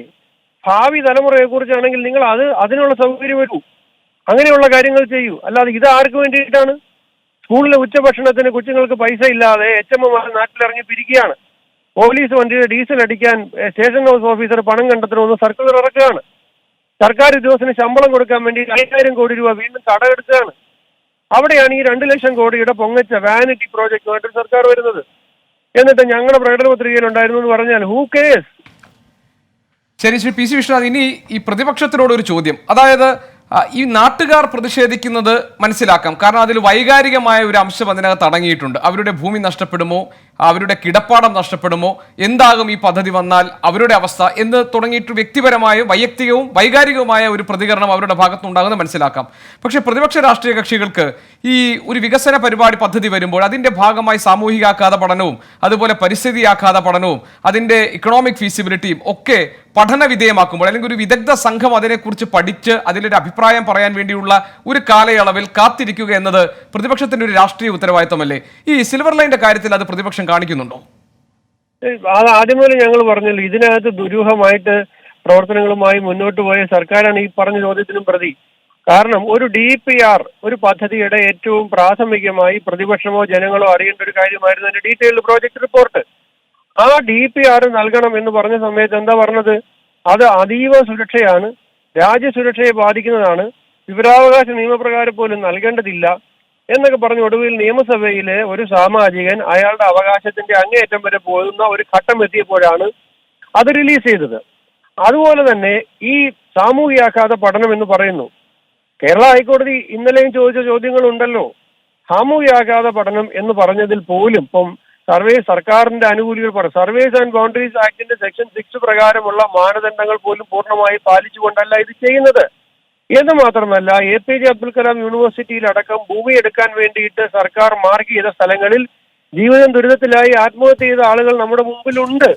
അപ്പോൾ ഒരു നാടിന് ആവശ്യമായ ഒരു വികസന പദ്ധതിക്ക് വേണ്ടിയിട്ടാണെങ്കിൽ ഇതിനെല്ലാം ഉപരിയായി സർക്കാരിനൊപ്പം നിൽക്കാം. ഇത് 2018 മഹാപ്രളയത്തിന് ശേഷം കേരളം പോലെ ഒരു അതീവ പാരിസ്ഥിതിക ദുർബലമായ സംസ്ഥാനത്തിന് വിനാശകരമായ പദ്ധതിയാണ്. അല്ല ശ്രീ PC, ഈ ഹൈഡ്രോളജിക്കൽ സർവേ റിപ്പോർട്ട് സമർപ്പിച്ചിട്ടുണ്ട്, അതായത് അടുത്ത മാസം പൂർത്തിയായിട്ടുണ്ട്, അടുത്ത മാസം സമർപ്പിക്കും. ഹൈഡ്രോഗ്രാഫിക് പഠനങ്ങൾ പൂർത്തിയായിട്ട് അത് അന്തിമഘട്ടത്തിലാണ്. ഇപ്പോൾ ഈ പഠനങ്ങൾ ഓരോന്നായിട്ട് നടന്നുകൊണ്ടിരിക്കുകയല്ലേ PC? അല്ല, ഞാൻ ഈ പ്രളയം ഉണ്ടാകുമെന്ന് പറഞ്ഞതിന് ഈ ഒരു പഠനത്തിന്റെ അടിസ്ഥാനത്തിലല്ല, ഈ സർക്കാർ പഠിച്ചുണ്ടാക്കിയ എന്റെ പഠനത്തിന്റെ അടിസ്ഥാനത്തിലല്ല, സർക്കാരിന്റെ DPRന്റെ ഒരു ഭാഗം നമ്മൾ വായിച്ചിട്ടുള്ളതല്ലേ. ഈ എംബാങ്ക്മെന്റ്സും വയാഡെക്സും പ്രളയം ഉണ്ടാക്കുമെന്ന് അവര് തന്നെ എഴുതി വെച്ചിരിക്കുകയാണ്. അപ്പൊ അല്ലാതെ കോമൺ സെൻസിൽ തന്നെ ഈ നിർമ്മാണം കേരളത്തിൽ പ്രളയം സൃഷ്ടിക്കുമെന്ന് എല്ലാവർക്കും അറിയാം. അതുകൂടാതെ DPRന്റെ പഠനത്തിന് ശേഷം അവരും പറയുന്നു. ഇത്രയും കാര്യം ഗവൺമെന്റിൽ നിന്ന് തന്നെ മനസ്സിലാക്കിയ നമ്മൾ ഇതിനെ അനുകൂലിക്കണം. ഇത് മാത്രമല്ല, ഈ വെസ്റ്റ് ബംഗാൾ പിന്നെ മുംബൈ അഹമ്മദാബാദ് ബുള്ളറ്റ് ട്രെയിനിനെതിരെ അവിടെ CPM പറയുന്ന ന്യായങ്ങളൊന്നും ഇവിടേക്ക് കൊണ്ടുവന്ന് നോക്കൂ. ഇതൊന്നും ഇവർക്ക് ഇവിടെ അംഗീകരിക്കാൻ കഴിയുന്നതല്ല അവിടുത്തെ സമരം വെച്ചാണെങ്കിൽ. അപ്പൊ അതും അവരെ തന്നെ തള്ളി പറഞ്ഞുകൊണ്ടാണ് അവർ ഈ വാനിറ്റി പ്രോജക്ടിന്റെ കൂടെ നിൽക്കുന്നത്. ശരി, ശ്രീ PC വിഷ്ണുനാഥാണ് ഇപ്പോൾ നിലപാട് വ്യക്തമാക്കിയത്. നന്ദി ശ്രീ PC വിഷ്ണുനാഥ് പ്രതികരണം അറിയിച്ചതിന്. ഇപ്പോൾ മുൻ മന്ത്രി ശ്രീമതി ജെ മേഴ്സിക്കുട്ടിയമ്മ കൂടി നമ്മോടൊപ്പം ചേരുന്നുണ്ട്. ശ്രീമതി ജെ മേഴ്സിക്കുട്ടിയമ്മ, വലിയ തോതിൽ പ്രതിഷേധം ഉയരുന്നുണ്ട്. ഇപ്പോൾ കൊട്ടിയത്തും തഴുത്തല വില്ലേജിലും വലിയ തോതിൽ പ്രതിഷേധം ഉയരുന്ന ഒരു സാഹചര്യമുണ്ട്. ഈ ജനകീയ പ്രതിഷേധങ്ങളൊക്കെ കണ്ടിട്ടും എന്തുകൊണ്ട് സർക്കാർ കണ്ണു തുറക്കുന്നില്ല എന്നാണ് പ്രതിപക്ഷത്തിന്റെ ചോദ്യം. ശ്രീ PC വിഷ്ണുനാഥ് ചോദിക്കുകയായിരുന്നു. ശ്രീമതി ജെ മേഴ്സിക്കുട്ടിയമ്മ, അടിസ്ഥാനരഹിതമായ വാദങ്ങളാണ് പ്രതിപക്ഷം ഉന്നയിക്കുന്നത്. ഈ സിൽവർ ലൈൻ എന്നത് നാടിന്റെ ഭാവിയുടെയും വികസനത്തിന്റെയും അടിത്തറയാകുന്ന പദ്ധതിയാണ്. ഗതാഗതത്തിൽ വേഗതയില്ലാതെ, ചരക്ക് നീക്കത്തിൽ വേഗതയില്ലാതെ ഭാവി നാടിന് ഒരിഞ്ച് മുന്നോട്ട് പോകാൻ പറ്റില്ല. നിങ്ങൾ ലോകമാകെയുള്ള വികസിത രാഷ്ട്രങ്ങൾ നോക്കൂ, അവിടെയെല്ലാം എങ്ങനെ ഇപ്പൊ ഇന്ത്യയിൽ 84-ലാണ് മെട്രോ റെയിൽ കൽക്കട്ടയിൽ വന്നത്. അതിന് 9 വർഷങ്ങൾക്ക് ശേഷമാണ് ചൈനയിൽ ഈ മെട്രോ റെയിൽ വരുന്നത്. ഇന്ന് 1,41,000 കിലോമീറ്റർ ഹൈസ്പീഡ് ലൈൻ അവിടെയുണ്ട്. എത്രയാ മുന്നേറ്റം! ഉൽപാദന രംഗത്ത് ലോകത്തെ നമ്പർ 1 ആണ് ചൈന. 18.25% ഉൽപാദനത്തിൽ വർധന. അവരുടെ ലോക ഉൽപാദനത്തിൽ 18% ചൈനയുടേതാണ്. അമേരിക്കയുടേത് 15% ഉള്ളൂ. ഇന്ത്യയുടേത് 6% ഉള്ളൂ. ലോകത്തിന്റെ ഉൽപാദനത്തിൽ ഇന്ത്യയുടെ പങ്ക് 6%. ഇന്ത്യ ഏറ്റവും സമ്പന്നമായ ജൈവ വൈവിധ്യം കൊണ്ട് സമ്പന്നമായ നാട്. നമ്മുടെ പോപ്പുലേഷൻ വളരെ യങ്സ്റ്റേഴ്സ് ആയ 60% ജനത യങ്സ്റ്റേഴ്സ് ആയ ജനത എന്തിനും ഇവിടെ 6% ഉത്പാദനത്തിൽ ഈ ലോക പങ്കിൽ ഇങ്ങനെ പിന്നോട്ട് പോകുന്ന നമ്മുടെ നാട്ടിൽ നാടിന്റെ ജനതയെ മുന്നോട്ട് നയിക്കാൻ, ചെറുപ്പക്കാരുടെ ഭാവി സംരക്ഷിക്കാൻ, ലക്ഷക്കണക്കിന് തൊഴിലവസരം സൃഷ്ടിക്കാൻ, കേരളത്തെ മുന്നോട്ട് കുതിച്ചുയരുന്നതിനിടയാകുന്ന സാഹചര്യം സൃഷ്ടിക്കാൻ കൊണ്ടുവരുന്ന ഈ പദ്ധതിയെ കണ്ണടച്ചിരുത്താക്കി അസംബദ്ധങ്ങളായ വാദങ്ങൾ ഉന്നയിച്ച് കാര്യങ്ങളെ കൊണ്ടുപോകുന്നത് രാഷ്ട്രീയ ഭയം കൊണ്ടാണ്. ശരി, ശ്രീമതി മേഴ്സിക്കുട്ടിയമ്മ, ഒരു കാര്യം ചോദിച്ചോട്ടെ. ഇപ്പോൾ സർക്കാരിനെ സംബന്ധിച്ച് പറയാൻ ഒരുപാട് ന്യായമുണ്ട്. താങ്കൾ പറഞ്ഞതുപോലെ ഇത് നാടിന്റെ വികസനത്തിന് വേണ്ടിയുള്ള, ഭാവി വികസനത്തിന് വേണ്ടിയുള്ള പദ്ധതിയാണ്. ഈ സർവേ നടത്തുന്നതിന് ഇപ്പോൾ സർക്കാരിന് നിയമപരമായ തടസ്സമില്ല. കാരണം സുപ്രീം കോടതി വരെ ഈ സർവേ നടത്തുന്നതിന് അംഗീകരിച്ചിട്ടുണ്ട്. പക്ഷേ ഈ പ്രതിഷേധങ്ങളെ സർക്കാരിന് കണ്ടില്ലെന്ന് നടിക്കാൻ കഴിയുമോ? മാത്രമല്ല, ഈ പ്രതിഷേധിക്കുന്നത്, ഇപ്പൊ താങ്കൾ പറയുന്ന പോലെ അതൊരു ന്യൂനപക്ഷമാണെന്നിരിക്കട്ടെ വാദത്തിന്, അല്ലെങ്കിൽ ഭൂമി നഷ്ടപ്പെടുമെന്ന ആശങ്ക കൊണ്ട് പ്രതിഷേധിക്കുന്നവരാണെന്നിരിക്കട്ടെ. ഇപ്പോൾ ഹൈക്കോടതി ഇന്നലെ പറഞ്ഞത്, ജസ്റ്റിസ് ദേവൻ രാമചന്ദ്രൻ പറഞ്ഞത്, സ്വന്തം വീട്ടിലേക്ക് കല്ലിടാൻ വേണ്ടി വരുന്നവരെക്കാണ് ഭയപ്പെടുത്തിക്കൊണ്ട് ഇത് ചെയ്യേണ്ടതുണ്ടോ എന്നൊരു ചോദ്യം പ്രസക്തമല്ലേ സർക്കാരിന്റെ മുന്നിൽ? ഭയപ്പെടുത്തിക്കൊണ്ടിരുന്ന പ്രശ്നം ഇല്ലല്ലോ. ഞാൻ ഈ തഴുത്തല പ്രദേശത്ത് ഞാൻ ഈ മുഴുവൻ വീടുകളിലും കയറി ഇറങ്ങിയ ആളാണ്. തഴുത്തലയിൽ ഈ പറയുന്ന വഞ്ചിമുക്ക് പ്രദേശത്ത് അവിടെ ചെന്നപ്പോ ഉണ്ടായിരുന്ന ആശങ്ക, അവർ കുറെ സ്വാഭാവികമായും ഭൂമി നഷ്ടപ്പെടുന്നവർക്ക് നഷ്ടപരിഹാരം എപ്പോൾ കിട്ടും, ഇവര് പറഞ്ഞ് പ്രചരിപ്പിച്ചിരിക്കുന്നത് അവിടെ ഒരു സെന്റിന് 70,000 രൂപയുള്ളൂ, 4 ഇരട്ടി എന്ന് പറഞ്ഞാൽ 2,70,000 രൂപയെ കിട്ടും എന്ന് വെച്ചാൽ തികച്ചും അടിസ്ഥാനം. അവിടെ വസ്തുവിന്റെ വില തന്നെ അതല്ല, 4 ഇരട്ടി എന്ന് പറയുമ്പോൾ ലക്ഷക്കണക്കിന് വരും. അപ്പൊ ഈ തരത്തിൽ നുണകൾ പറഞ്ഞ് അവരെ ഭയപ്പെടുത്തുന്നുണ്ട്. ആ കാര്യം അവരെന്നോട് സംസാരിച്ചു. അപ്പൊ ഞാൻ പറയും, നിങ്ങളുടെ ഏകദേശം ഒരു 10-500 1 കിലോമീറ്റർ അപ്പുറത്താണ് കൊട്ടിയത്ത് നാഷണൽ ഹൈവേക്ക് സ്ഥലം എടുത്തത്. ഇപ്പം അവിടെ കിട്ടിയ വില എത്ര നിങ്ങൾ നോക്ക്. അതിന്റെ അത്രയും കിട്ടിയില്ലെങ്കിൽ ഏകദേശം അതിനോട് അടുത്ത് വരുള്ളൂ. നിലവിലെ മാർക്കറ്റ് റേറ്റ് എന്താണെന്ന് അറിയാമല്ലോ. മാർക്കറ്റ് റേറ്റിന്റെ 4 ഇരട്ടിയാണ് വില കിട്ടുന്നത്. പിന്നെ വീടിന് ഇപ്പൊ അവർ 10-20 വർഷമുള്ള അവർ പിന്നെ പറഞ്ഞൊരു ആശങ്ക, ഞങ്ങൾ ഇപ്പൊ വയസ്സായി, ഞങ്ങൾ ഒരു 1000 സ്ക്വയർ ഫീറ്റ് വീട് 10-20 വർഷം മുമ്പ് ഉള്ളതെല്ലാം സമ്പാദ്യമെല്ലാം വെച്ച് ചെയ്തതാണ്. ഇനി ഒരു പുതിയ വീട് നിങ്ങൾ കാശ് തരാമെന്ന് പറഞ്ഞാൽ ഇനി വെക്കാൻ ഞങ്ങൾക്കാവില്ല, ഞങ്ങൾ പ്രായമുള്ളവർ എങ്ങനെ ഇനി സിമെന്റ് കല്ല് ഇതൊക്കെ കൊണ്ടുവരിക, ഇതാണ് അവരുടെ അടുത്ത ആശങ്ക. അപ്പൊ നമ്മുടെ അതിനും നമുക്ക് സംവിധാനം ഉണ്ടാക്കാം. വീട് വെപ്പിക്കുന്നതിനടക്കം ഞങ്ങൾ ഇടപെടും, അതിനാവശ്യമായ സംവിധാനം ഉണ്ടാക്കും. ജനങ്ങളെ ഭയപ്പെടുത്തുകയല്ല, ജനങ്ങൾക്ക് സുരക്ഷിതത്വം ഉറപ്പാക്കി അവർക്ക് മികച്ച നഷ്ടപരിഹാരം കൊടുത്ത് ഇന്നത്തേനേക്കാൾ മികച്ച ജീവിത സാഹചര്യം ഉറപ്പാക്കിയിട്ടാണ് ഭൂമി എടുക്കുന്നത്. അത് ബോധ്യപ്പെടുത്താൻ സർക്കാരിന് കഴിയട്ടെ. ശ്രീമതി ജെ മേഴ്സിക്കുട്ടിയമ്മ, മാധ്യമങ്ങൾ എന്ന നിലയിൽ ഇത്തരം പ്രതിഷേധങ്ങൾ വരുമ്പോൾ അതിനോട് മുഖം തിരിച്ചു നിൽക്കാൻ നമുക്കും കഴിയില്ല. അത്തരം പ്രതിഷേധങ്ങൾ റിപ്പോർട്ട് ചെയ്യുമ്പോൾ ഞങ്ങളെ വികസന വിരോധികളായി മുദ്രകുത്തുന്നതിലും കാര്യമില്ല. സർക്കാരിന്റെ ബാധ്യതയാണ്, ഇടതുമുന്നണിയുടെ ബാധ്യതയാണ്. ഇത് ശരിയായ പദ്ധതിയാണെന്നും ഇത് നാടിന്റെ വികസനത്തിന് ആവശ്യമാണെന്നും ഈ പദ്ധതിയിൽ ഭൂമി നഷ്ടപ്പെടുന്നവർക്ക് ശരിയായ രീതിയിലുള്ള നഷ്ടപരിഹാര തുക നൽകി അവരെ പുനരധിവസിപ്പിക്കാൻ സർക്കാർ ഉണ്ടാകും എന്നുമുള്ള ഉറപ്പ് നൽകേണ്ടത്. ഏതായാലും കൊല്ലം കൊട്ടിയം തഴുത്തലയിൽ ഇപ്പോൾ ആത്മഹത്യാ ഭീഷണി മുഴക്കിക്കൊണ്ടിട്ടുള്ള ഈ പ്രതിഷേധത്തെ നമുക്ക് ചെറുതായി കാണാൻ കഴിയില്ല. ഉദ്യോഗസ്ഥർ അവിടെ എത്തിയിട്ടില്ല എന്നാണ് നമുക്ക് മനസ്സിലാക്കാൻ കഴിയുന്നത്. സിൽവർ ലൈൻ പ്രതിഷേധവുമായി ബന്ധപ്പെട്ട വിവിധയിടങ്ങളിൽ നിന്നുള്ള റിപ്പോർട്ടുകളാണ് ഉന്മേഷ് നമുക്കിനി പരിശോധിക്കാനുള്ളത്, അല്ലേ? ബ്രേക്കിംഗ് അവേഴ്സിലേക്ക് തന്നെ ഈ റിപ്പോർട്ടുകളിലേക്ക് തന്നെ ബ്രേക്കിംഗ് അവേഴ്സ് മടങ്ങിയെത്തും. ബ്രേക്കിംഗ് അവേഴ്സിലേക്ക് എല്ലാ പ്രേക്ഷകർക്കും വീണ്ടും സ്വാഗതം. Kozhikode Moodadi panchayat office silver line സമരസമിതി പ്രവർത്തകർ ഇപ്പോൾ ഉപരോധിക്കുകയാണ്. പോലീസ് എത്തി ഇവരെ അറസ്റ്റ് ചെയ്ത് നീക്കാൻ ശ്രമിക്കുന്നു. എസ് ശ്യാംകുമാറാണ് വിവരങ്ങളുമായി ചേരുന്നത്. ശ്യാം, എന്തൊക്കെയാണ് വിവരങ്ങൾ? ഉന്മേഷ്, രാവിലെ 9 മണിയോടെയാണ് സിൽവർ ലൈൻ വിരുദ്ധ സമരസമിതി പ്രവർത്തകർ മൂടാടി പഞ്ചായത്ത് ഓഫീസ് ഉപരോധിക്കാനായി എത്തിയത്. ഇതിനുശേഷം പഞ്ചായത്തിലേക്ക് എത്തിയ ജീവനക്കാരെ അടക്കം ഓഫീസിൽ കയറ്റാനായിട്ട് സമരസമിതി പ്രവർത്തകർ തയ്യാറായിരുന്നില്ല. ഇതിന് പിന്നാലെയാണ് പോലീസ് എത്തുകയും ജീവനക്കാരെ ഓഫീസിലേക്ക് കടത്തിവിടാൻ ശ്രമിക്കുകയും ഉണ്ടായത്. ഇത് സ്ത്രീകളടക്കമുള്ള സമരസമിതി പ്രവർത്തകർ തടഞ്ഞത് ചെറിയ വാക്കേറ്റത്തിനും ഇടയാക്കി. നിലവിൽ ജീവനക്കാർക്ക് ഓഫീസിൽ പ്രവേശിക്കാൻ സാധിച്ചിട്ടില്ല. പോലീസ് സ്ഥലത്ത് തുടരുകയാണ്. ശക്തമായ സിൽവർ ലൈൻ വിരുദ്ധ സമരം നടക്കുന്ന പ്രദേശങ്ങളിൽ ഒന്നാണ് മൂടാടി. ആ പ്രദേശത്താണ് ഇന്ന് പ്രാദേശിക കൂട്ടായ്മയുടെ നേതൃത്വത്തിൽ സിൽവർ ലൈൻ വിരുദ്ധ പ്രക്ഷോഭ സമരം ആരംഭിച്ചിരിക്കുന്നത്. അതിന്റെ ഭാഗമായിട്ടാണ് ഇന്ന് പഞ്ചായത്ത് ഓഫീസ് ഉപരോധ സമരവും നടന്നുകൊണ്ടിരിക്കുന്നത്. എസ് ശ്യാംകുമാർ ഞങ്ങളുടെ പ്രതിനിധിയാണ് കോഴിക്കോട്ട് മൂടാടി പഞ്ചായത്തിൽ നടക്കുന്ന പ്രതിഷേധത്തിന്റെ വിശദാംശങ്ങൾ നൽകിയത്. പത്തനംതിട്ട ജില്ലയിൽ ഇന്ന് കല്ലിടൽ നടപടികൾ തുടങ്ങിയേക്കും എന്നുള്ള റിപ്പോർട്ടുകൾ വരുന്നുണ്ട്. ഞങ്ങളുടെ പ്രതിനിധി വിഷ്ണു സുരേഷ് വിവരങ്ങൾ നൽകാൻ പത്തനംതിട്ടയിൽ നിന്ന് ബ്രേക്കിംഗ് അവേഴ്സിലുണ്ട്. വിഷ്ണു, പത്തനംതിട്ടയിൽ ഇന്ന് ഈ സിൽവർ ലൈൻ സർവേയുടെ ഭാഗമായിട്ടുള്ള കല്ലിടൽ ഏത് മേഖലയിലാണ് നടക്കാൻ സാധ്യത? അത് തുടങ്ങിയിട്ടുണ്ടോ, അല്ലെങ്കിൽ അത് ഏത് മേഖലയിലാണ് വിഷ്ണു? അവിടെ പ്രതിഷേധങ്ങളുണ്ടോ? ഗോപികൃഷ്ണൻ, കഴിഞ്ഞ ദിവസം കളക്ടറുമായി ബന്ധപ്പെട്ട ഒരു മീറ്റിംഗ് ഉണ്ടായിരുന്നു കേരളയിലെ. അന്നാണ് ഉദ്യോഗസ്ഥർ ഇന്നേ ദിവസം കല്ലിടൽ ആരംഭിക്കുമെന്ന് അറിയിച്ചത്. പ്രധാനമായും അവർ പറയുന്നത് ആറാട്ടുപുഴ അതോടൊപ്പം കുന്നന്താനം മേഖലകളിലാണ് കല്ലിടൽ ആരംഭിക്കുക എന്നാണ് അന്ന് പറഞ്ഞിരുന്നത്. പക്ഷേ ഇതുവരെ ഉദ്യോഗസ്ഥർ ആരും തന്നെ എത്തിയിട്ടില്ല. എന്നിരുന്നാൽ പോലും വലിയ രീതിയിലുള്ള ഒരു പ്രതിഷേധം ഇവിടെ ഉണ്ടാകുമെന്നുള്ള കാര്യം ഉറപ്പാണ്.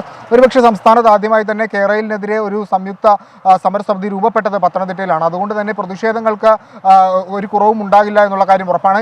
44 ഏക്കർ സ്ഥലമാണ് പത്തനംതിട്ട ജില്ലയിൽ ഈ പദ്ധതിയുടെ ഭാഗമായി നഷ്ടപ്പെടുക. 21 കിലോമീറ്ററാണ് കേരള പത്തനംതിട്ട ജില്ലയിലൂടെ കടന്നു പോകുന്നത്. ഏകദേശം 125ഓളം കെട്ടിടങ്ങൾ ഇതുമായി ബന്ധപ്പെട്ട് നഷ്ടമാകുമെന്നാണ് പ്രാഥമിക വിവരങ്ങൾ ലഭിക്കുന്നത്. അതുകൊണ്ട് പ്രതിഷേധം എല്ലാ തരത്തിലും ഉണ്ടാകുമെന്നുള്ള കാര്യം ഉറപ്പാണ്. എപ്പോഴാണ് ഉദ്യോഗസ്ഥർ എത്തുക എന്നുള്ള കാര്യത്തിൽ ഇനിയും ഒരു വ്യക്തത വന്നിട്ടില്ല. ഒരുപക്ഷെ ഉച്ചയ്ക്ക് ശേഷമായിരിക്കാം എത്തുക.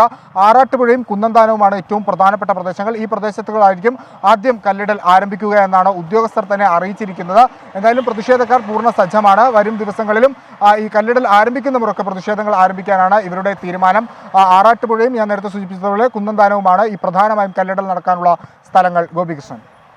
ശരി, വിഷ്ണു സുരേഷാണ് ഇപ്പോൾ പത്തനംതിട്ടയിൽ നിന്ന് വിവരങ്ങൾ നൽകിയത്. ഒരു ഭാഗത്ത് ഇന്നും വലിയ തോതിൽ സിൽവർ ലൈൻ പ്രതിഷേധങ്ങൾ നടക്കുന്നു. അതേസമയം മറുഭാഗത്താകട്ടെ ഈ പ്രതിഷേധക്കാർ പിഴുതുമാറ്റിയ സിൽവർ ലൈൻ സർവേക്കല്ലുകൾ CPIM പ്രവർത്തകർ പുനഃസ്ഥാപിക്കുകയാണ്.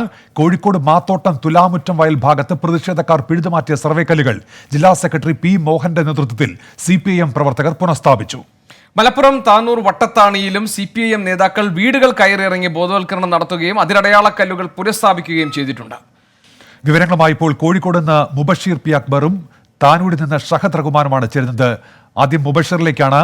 മുബഷീർ, ഈ സർവേക്കല്ലുകൾ പുനഃസ്ഥാപിക്കുന്നു. CPIM ജില്ലാ സെക്രട്ടറിയുടെ തന്നെ നേതൃത്വത്തിൽ ഈ വീട് കയറിയുള്ള ബോധവൽക്കരണവും ആ മേഖലയിലുണ്ടോ? അവിടെ നൽകാനുള്ള വിവരങ്ങൾ എന്തൊക്കെയാണ് മുബഷീർ?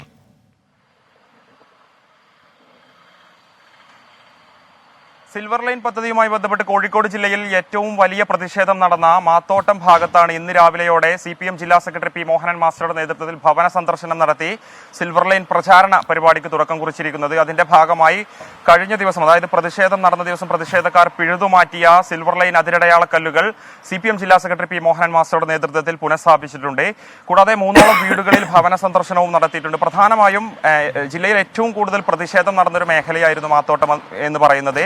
ജില്ലയിൽ ആദ്യം പ്രതിഷേധം നടന്നൊരു മേഖല കൂടിയാണ് സിൽവർ ലൈൻ പദ്ധതിയുമായി ബന്ധപ്പെട്ട്. അതുകൊണ്ട് തന്നെ ആ ഒരു മേഖലയിൽ ഇന്ന് രാവിലെ 7:30യോടുകൂടി എത്തി CPIMന്റെ പ്രാദേശിക നേതാക്കളോടൊപ്പം എത്തിക്കൊണ്ടാണ് അദ്ദേഹം ഇത്തരത്തിലുള്ള ഒരു ഭവന സന്ദർശന പരിപാടിക്ക് ജില്ലയിൽ തുടക്കം കുറിച്ചിരിക്കുന്നത്. പ്രധാനമായും ജനദ്രോഹപരമായ പദ്ധതിയല്ല സിൽവർ ലൈൻ പദ്ധതി എന്ന് കൃത്യമായി ജനങ്ങൾക്ക് ബോധവൽക്കരിക്കുന്ന രീതിയിലുള്ള പ്രചാരണ പരിപാടികൾ തന്നെയാണ് ഇന്ന് ഭവന സന്ദർശനത്തിന്റെ ഭാഗമായി CPIM ജില്ലാ സംഘം മേഖലയിൽ നടത്തിയിരിക്കുന്നത്.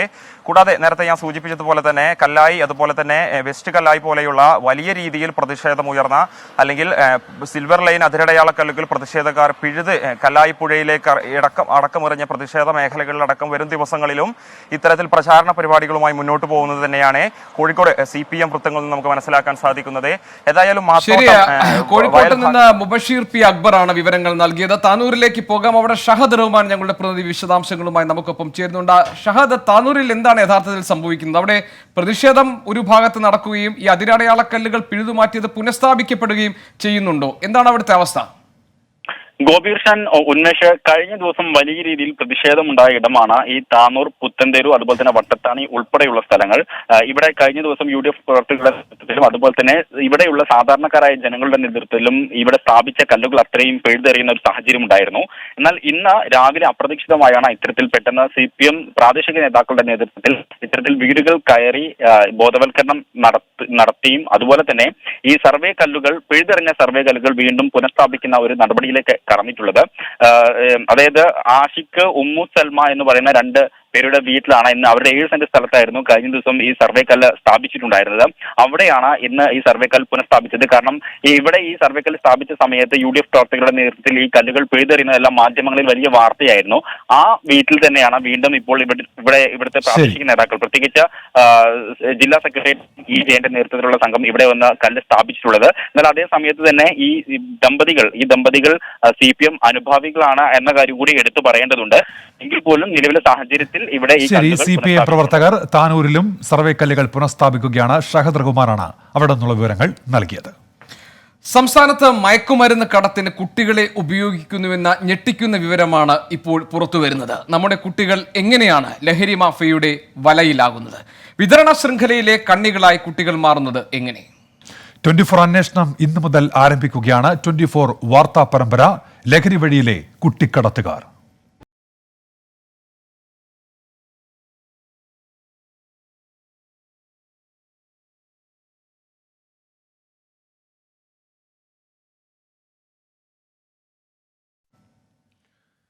സംസ്ഥാനത്ത് മയക്കുമരുന്ന് കടത്തിന് കുട്ടികളെ ഉപയോഗിക്കുന്നു. തമിഴ്നാട്ടിൽ നിന്നുൾപ്പെടെ കേരളത്തിലേക്ക് മയക്കുമരുന്ന് എത്തിക്കുന്നത് വിദ്യാർത്ഥികൾ. കൊച്ചിയിൽ മാത്രം കഴിഞ്ഞ 8 മാസത്തിനിടെ പിടിയിലായത് 147 വിദ്യാർത്ഥികളാണ്. സ്കൂളും കോളേജും കേന്ദ്രീകരിച്ച് ലഹരി മാഫിയകൾ പ്രവർത്തിക്കുന്നതായും കണ്ടെത്തിയിട്ടുണ്ട്. 24 അന്വേഷണ പരമ്പര ലഹരി വഴിയിലെ കുട്ടിക്കടത്തുകാർ.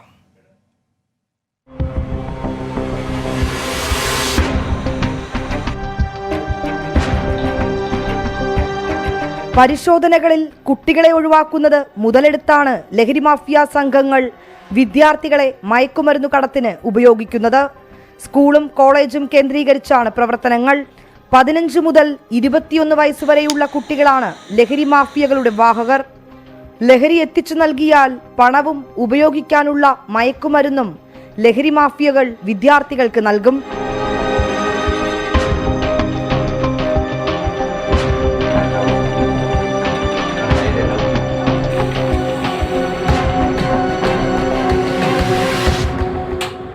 കൊച്ചിയിൽ മാത്രം കഴിഞ്ഞ 8 മാസത്തിനിടെ 147 വിദ്യാർത്ഥികളെയാണ് എക്സൈസ് പിടികൂടിയത്.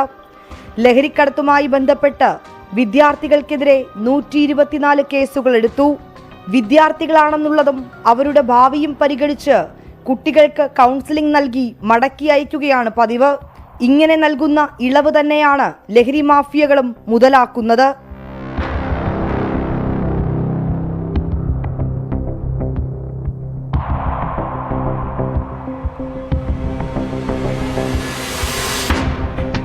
ആവശ്യത്തിന് പണവും ആർഭാട ജീവിതവും വാഗ്ദാനം നൽകിയാണ് ലഹരി മാഫിയകൾ വിദ്യാർത്ഥികളെ കണ്ണികളാക്കുന്നത്.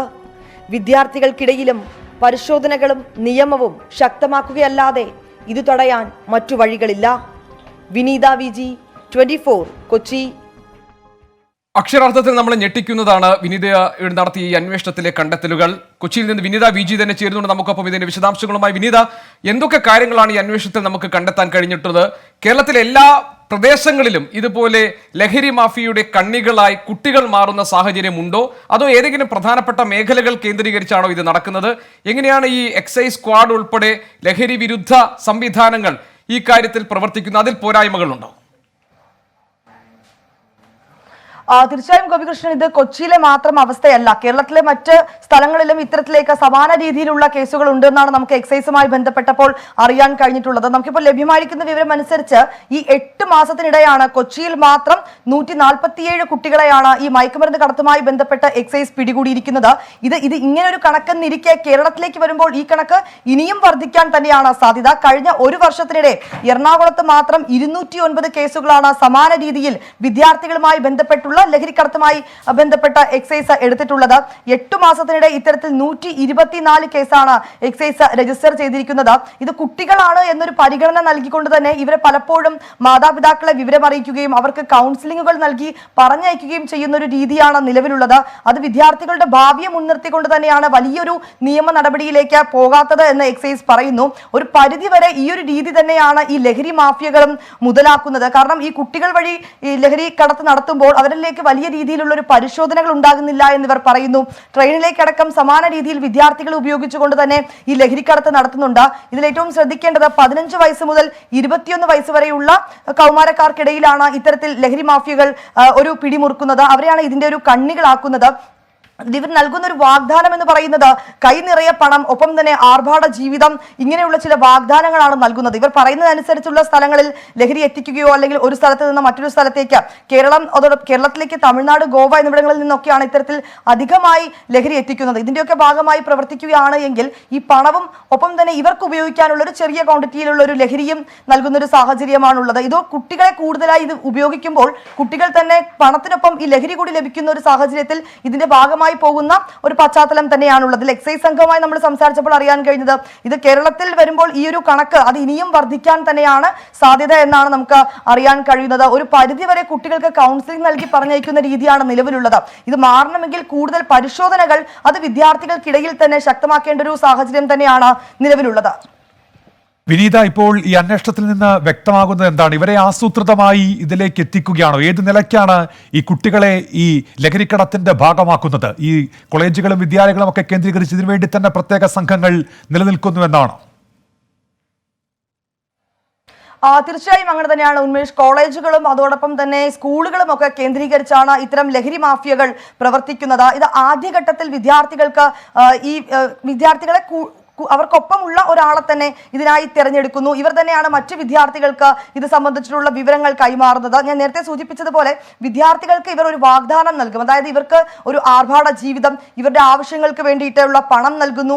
ഇതിന് പുറമെ ചെറിയ രീതിയിൽ അവർക്ക് ഈ മയക്കുമരുന്നുകൾ നൽകുന്നൊരു പശ്ചാത്തലം കൂടി നിലവിലുണ്ട്. അതുകൊണ്ട് തന്നെ ഈ വിദ്യാർത്ഥികൾ കൂടുതലായി ഇതിന്റെ ഒരു ഭാഗമാകുന്നു. വിദ്യാർത്ഥികൾക്കിടയിൽ തന്നെ ഇത് സംബന്ധിച്ചിട്ടുള്ള കുട്ടികളെ നിയോഗിക്കുകയും മറ്റു കുട്ടികളെ ഇതിന്റെ ഭാഗമാക്കുന്നതിനും മറ്റുമായിട്ടുള്ള നടപടികളൊക്കെയാണ് ഈ ലഹരി മാഫിയകൾ എടുക്കുന്നത്. അത് പ്രധാനമായും സ്കൂളുകളും കോളേജുകളും കേന്ദ്രീകരിച്ച് ഇത്തരം വലിയ സംഘങ്ങൾ പ്രവർത്തിക്കുന്നുണ്ടെന്നാണ് നമുക്ക് അറിയാൻ കഴിഞ്ഞിട്ടുള്ളത്. എനിക്ക് തോന്നുന്നു വിനീത, നമുക്ക് ഈ അന്വേഷണ വഴിയിൽ ഇനിയും ഏറെ ദൂരെ പോകാനുണ്ട്. എങ്ങനെയാണ് ഈ കുട്ടികൾ ഇതിന്റെ ഭാഗമാകുന്നത്, ഈ കണ്ണിയുടെ ഈ ശൃംഖലയുടെ ഭാഗമാകുന്നത്? നമ്മുടെ നിയമ സംവിധാനങ്ങൾ എത്രത്തോളം ഇത് തടയാൻ വേണ്ടി പര്യാപ്തമാണ്? എന്തെല്ലാം നടപടികൾ എക്സൈസ് അടക്കമുള്ള ഈ ലഹരി വിരുദ്ധ സംവിധാനങ്ങൾ സ്വീകരിക്കുന്നുണ്ട് എന്ന് തുടങ്ങി ഇതിന്റെ ഉള്ളറകളിലേക്ക് നമുക്ക് വെളിച്ചം വീശേണ്ടതുണ്ട്. വിനീത തുടങ്ങി വെച്ച ഈ അന്വേഷണ പരമ്പര തുടരും.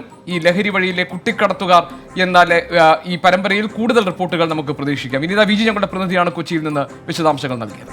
വീണ്ടും ബ്രേക്കിംഗ് അവേഴ്സിലേക്ക് ഇപ്പോൾ പ്രതിപക്ഷ നേതാവ് വി ഡി സതീശൻ മാധ്യമങ്ങളെ കാണുന്നു. തത്സമയ സംപ്രേഷണം. കേരളത്തെ പണയപ്പെടുത്തി, ഈ സ്ഥലം പണയപ്പെടുത്തി ജൈക്കയിൽ നിന്നും ലോൺ വാങ്ങിക്കാനും അതുവഴി അഴിമതിയുടെ വാതിൽ തുറക്കാനുമുള്ള നടപടിയാണ് ഇവർ ചെയ്യുന്നത്. ഇവർക്ക് ഏറ്റവും സ്പീഡ് അതിനാണ്. സ്ഥലം എടുക്കുക, സ്ഥലം എടുത്തിട്ട് അത് പണയപ്പെടുത്തുക. കേരളത്തെ പണയപ്പെടുത്താൻ തുല്യമാണത്. ആ സ്ഥലം വെച്ച് കഴിഞ്ഞാൽ മാത്രമേ, പണയപ്പെടുത്തിയാൽ മാത്രമേ ജൈക്കയിൽ നിന്നുള്ള ലോൺ കിട്ടാൻ പോകുന്നുള്ളൂ. അത് വലിയ അഴിമതിയാണ്. ജൈക്കയുടെ ലോണ് കണ്ടീഷണൽ ലോണാണ്. ഈ സാമഗ്രികൾ മുഴുവൻ അവിടെ വന്ന് വാങ്ങിക്കണമെന്നുള്ള നിബന്ധനയോടുകൂടിയാണ്, ചരടുകളോടുകൂടിയാണ്. ആ ചരടിൽ കേരളത്തെ കെട്ടിത്തൂക്കാൻ പോവുകയാണ് സർക്കാർ. പണ്ട് കാണാ ചരടുകളുള്ള ലോൺ ഞങ്ങൾ വാങ്ങിക്കാൻ പാടില്ല എന്ന് പറഞ്ഞ ആളുകൾ ഇപ്പം ജൈക്കയുടെ കാണാ ചരടിൽ കേരളത്തെ കെട്ടിത്തൂക്കാൻ പോവുകയാണ്.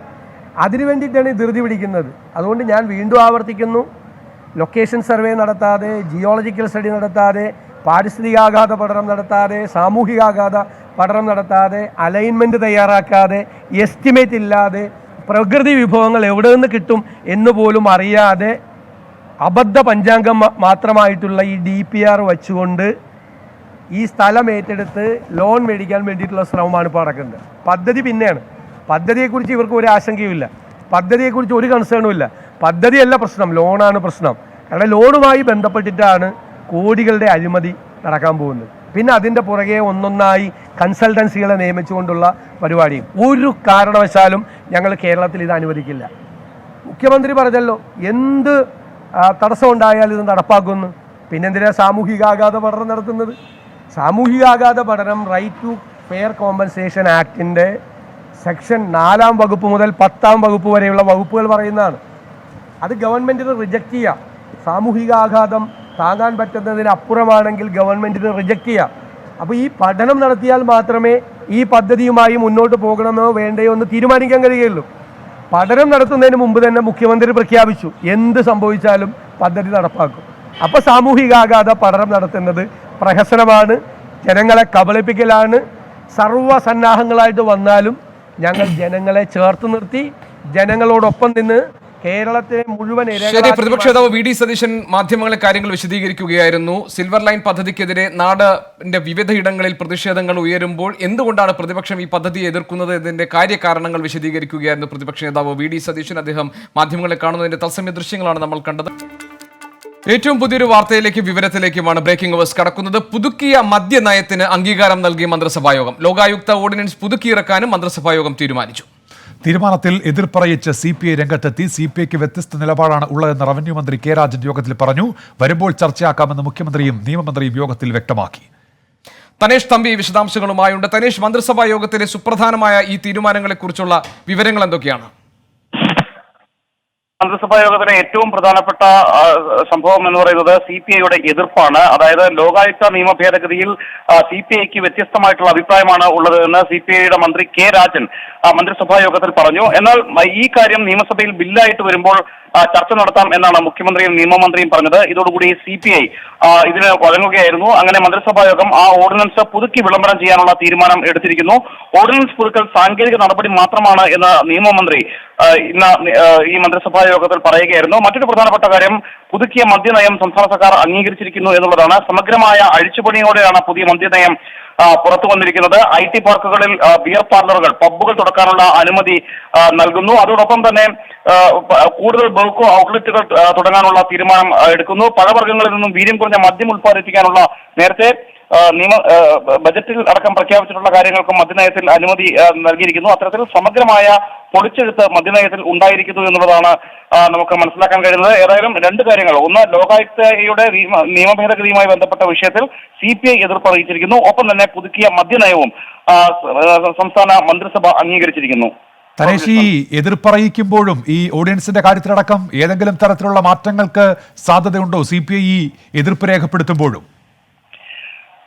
ഒരു തരത്തിലുള്ള മാറ്റത്തിനും സാധ്യതയില്ല എന്നുള്ളതാണ്. തുടക്കം മുതൽ തന്നെ ലോകായുക്ത നിയമ ഭേദഗതിയുമായി ബന്ധപ്പെട്ട CPIക്ക് വ്യത്യസ്തമായ അഭിപ്രായമാണുള്ളത്. ആദ്യഘട്ടത്തിൽ ഈ വിഷയം സംസ്ഥാന മന്ത്രിസഭയിൽ ചർച്ചയ്ക്ക് വന്നപ്പോൾ CPI മന്ത്രിമാർ എതിർപ്പറിയിക്കുകയോ അഭിപ്രായങ്ങൾ രേഖപ്പെടുത്തുകയോ ചെയ്തിരുന്നില്ല. ഇത് CPIക്കകത്ത് തന്നെ വലിയ രീതിയിലുള്ള അതൃപ്തി രൂപപ്പെടുത്തിയിരുന്നു. മാത്രമല്ല, ഇക്കാര്യത്തിൽ CPI മന്ത്രിമാർ കുറച്ചുകൂടി ജാഗ്രത കാണിക്കേണ്ടതായിരുന്നു എന്ന ഒരു വിലയിരുത്തലിലേക്ക് സംസ്ഥാന നിർവാഹക സമിതി എത്തുകയും ചെയ്തിരുന്നു. ആ ഒരു സാഹചര്യത്തിലാണ് ഇന്ന് എതിർപ്പറിയിക്കാൻ നിർബന്ധിതരായിരിക്കുന്നത് എന്ന് വേണമെങ്കിൽ പറയാം. അങ്ങനെ ഇന്നത്തെ മന്ത്രിസഭാ യോഗത്തിൽ ഈ വിഷയം എടുക്കുമ്പോൾ, അതായത് ഓർഡിനൻസിന്റെ കാലാവധി ഈ മാസം 31-ന് സമാപിക്കും. അതുകൊണ്ടാണ് അത് പുതുക്കേണ്ട ഒരു സാഹചര്യമുള്ളത്. എന്നാൽ CPIയുടെ എതിർപ്പ് നിലനിൽക്കുമ്പോൾ തന്നെ അത് മറികടന്നുകൊണ്ട് ഈ ഓർഡിനൻസ് പുതുക്കി വിളംബരം ചെയ്യാനുള്ള തീരുമാനം മന്ത്രിസഭാ യോഗം എടുക്കുകയാണ് ചെയ്തത്. അത് ഒരു കൂട്ടായ തീരുമാനമായി തന്നെ പുറത്തു വന്നിരിക്കുന്നു. അതുകൊണ്ട് തന്നെ ഏതെങ്കിലും തരത്തിലുള്ള മാറ്റത്തിന് സാധ്യതയില്ല. പക്ഷേ CPIയുടെ എതിർപ്പ് അല്ലെങ്കിൽ CPIയുടെ അഭിപ്രായം കൂടി പരിഗണിച്ചായിരിക്കും ഇത് ബില്ലാക്കുമ്പോൾ അക്കാര്യങ്ങളെല്ലാം ചർച്ച ചെയ്യാം എന്നുള്ള ഒരു അഭിപ്രായവും സംസ്ഥാന മന്ത്രിസഭാ യോഗത്തിൽ മുഖ്യമന്ത്രിയും നിയമമന്ത്രിയും ഒക്കെ വെച്ചു. അവിടെ തുടർന്നാണ് CPI മന്ത്രിമാർ ഈ ഒരു തീരുമാനത്തോട് വഴങ്ങിയത് എന്നുള്ളതാണ് നമുക്ക് ഈ ഘട്ടത്തിൽ മനസ്സിലാക്കാൻ കഴിയുന്നത്. ശരി, പുതുക്കിയ മദ്യനയം മന്ത്രിസഭാ യോഗം അംഗീകരിച്ചു. ലോകായുക്ത ഓർഡിനൻസ് നിയമ ഭേദഗതി ഓർഡിനൻസ് പുതുക്കി ഇറക്കാനും ഉള്ള തീരുമാനമായിട്ടുണ്ട്. അതിലുള്ള ലോകായുക്ത നിയമ ഭേദഗതിയിലുള്ള CPIയുടെ എതിരഭിപ്രായം യോഗത്തിൽ രേഖപ്പെടുത്തി. അത് ചർച്ചയുടെ ഘട്ടത്തിൽ പരിഗണിക്കാം എന്നാണ് മുഖ്യമന്ത്രി മറുപടി നൽകിയത്. അതിന്റെ വിശദാംശങ്ങൾ നൽകുകയായിരുന്നു തനേഷ് തമ്പി, ഞങ്ങളുടെ പ്രതിനിധി തിരുവനന്തപുരത്ത് നിന്ന്. വധഗൂഢാലോചന കേസിൽ ദിലീപിന്റെ സുഹൃത്തും വ്യവസായിയുമായ ശരത്തിനെ പ്രതി ചേർക്കും. കേസിൽ 6ാം പ്രതിയായാണ് ശരത്തിന്റെ പേര് ചേർക്കുക. ബാലചന്ദ്രകുമാർ പറഞ്ഞ VIP ശരത്താണെന്ന് അന്വേഷണ സംഘം സ്ഥിരീകരിച്ചു. നടിയെ ആക്രമിച്ച കേസിൽ കാവ്യ മാധവനെയും ദിലീപിന്റെ സഹോദരി ഭർത്താവ് സുരാജിനെയും ചോദ്യം ചെയ്യും. ദിലീപിനൊപ്പം കാവ്യ മാധവനും സാക്ഷികളെ സ്വാധീനിക്കാൻ ശ്രമിച്ചു എന്നാണ് അന്വേഷണ സംഘത്തിന്റെ കണ്ടെത്തൽ. അതേസമയം ഫോണിലെ വിവരങ്ങൾ നശിപ്പിച്ചത് താൻ തന്നെയാണെന്ന് നടൻ ദിലീപ് അന്വേഷണ സംഘത്തോട് പറഞ്ഞതായുള്ള വിവരങ്ങളുമുണ്ട്. വിവരങ്ങളുമായി അരുൺ രാജ് കൊച്ചിയിൽ നിന്ന് ഉണ്ട്. അരുൺ, എന്തൊക്കെയാണ് ഈ ഏതാണ്ട് ഒരു 10-16 മണിക്കൂർ ദിലീപിനെ ചോദ്യം ചെയ്തതിൽ നിന്ന് ക്രൈംബ്രാഞ്ചിന് മനസ്സിലാക്കാൻ കഴിഞ്ഞത്? പുതിയ വിവരങ്ങൾ എന്തൊക്കെയാണ്? ഗോപികൃഷ്ണൻ, ഉന്മേഷ്, എന്തായാലും 2 ദിവസമായി 16.5 മണിക്കൂറാണ് ദിലീപിനെ ക്രൈംബ്രാഞ്ച് സംഘം ചോദ്യം ചെയ്തത്. ഈ ചോദ്യം ചെയ്യലിന്റെ അടിസ്ഥാനത്തിലാണ് ചില വിവരങ്ങൾ ക്രൈംബ്രാഞ്ചിന് ഇപ്പോൾ ലഭിച്ചിരിക്കുന്നത്. ആദ്യത്തെ തീരുമാനം ഈ കാവ്യ മാധവനെ ചോദ്യം ചെയ്യാനുള്ള തീരുമാനത്തിലേക്ക് ക്രൈംബ്രാഞ്ച് എത്തിയിരിക്കുന്നു. കാവ്യ മാധവൻ നിലവിൽ സ്ഥലത്തില്ല എന്ന ഒരു മൊഴിയാണ് ദിലീപ് ഇപ്പോൾ നൽകിയിരിക്കുന്നത്. ഇതിന്റെ അടിസ്ഥാനത്തിൽ കാവ്യ മാധവൻ എപ്പോഴാണ് സ്ഥലത്തെത്തുന്നത് ആ സമയം തന്നെ വീട്ടിലെത്തിയായിരിക്കും അന്വേഷണ സംഘം ചോദ്യം ചെയ്യുക. ഇതിനോടൊപ്പം തന്നെ ദിലീപിന്റെ സഹോദരി ഭർത്താവായ സുരാജിനെ കൂടി ചോദ്യം ചെയ്യാനുള്ള തീരുമാനം അന്വേഷണ സംഘത്തിന്റെ ഭാഗത്തുനിന്ന് ഉണ്ടായിട്ടുണ്ട്. ഈ ആഴ്ച തന്നെ ഇക്കാര്യത്തിൽ ചോദ്യം ചെയ്യൽ ഉണ്ടാകും എന്നുള്ളതാണ് അന്വേഷണ സംഘം പറയുന്നത്. കാരണം ദിലീപ് സാക്ഷികളെ സ്വാധീനിക്കാൻ നടത്തിയ ഇടപാടുകളിലെല്ലാം തന്നെ കൃത്യമായ അറിവ് കാവ്യ മാധവനും സുരാജിനും അനൂപിനുമുണ്ട്. ഈ സാഹചര്യത്തിലാണ് ഇവരിലേക്ക് കൂടി അന്വേഷണം ഇപ്പോൾ വ്യാപിപ്പിച്ചിരിക്കുന്നത്. നടിയെ ആക്രമിച്ച കേസുമായി ബന്ധപ്പെട്ട അന്വേഷണ സംഘമാണ് ഈ കേസിൽ ഇപ്പോൾ ഇവരെ ചോദ്യം ചെയ്യാനുള്ള തീരുമാനം എടുത്തിരിക്കുന്നത്. മറ്റൊന്ന് വധശ്രമ ഗൂഢാലോചന കേസാണ്. അന്വേഷണ ഉദ്യോഗസ്ഥരെ വകവരുത്താൻ ദിലീപും കൂട്ടാളികളും ശ്രമം നടത്തിയ ഘട്ടത്തിൽ ദിലീപിനൊപ്പം ദിലീപിന്റെ സുഹൃത്തും വ്യവസായിയുമായിരുന്ന ശരത്തായിരുന്നു ഉണ്ടായിരുന്നത്. ആ VIP ശരത്താണ് എന്ന കാര്യം ബാലചന്ദ്രകുമാർ തിരിച്ചറിഞ്ഞു എന്നതാണ് ക്രൈംബ്രാഞ്ച് നൽകുന്ന വിവരം. ഇതിന്റെ അടിസ്ഥാനത്തിൽ ഇന്നലെ 6 മണിക്കൂറാണ് ശരത്തിനെ അന്വേഷണ സംഘം ചോദ്യം ചെയ്തത്. ഈ ശരത്തിനെ ഇന്ന് വൈകുന്നേരം 4 മണിക്ക് കൂടി അന്വേഷണ സംഘം വിളിപ്പിച്ചിട്ടുണ്ട്.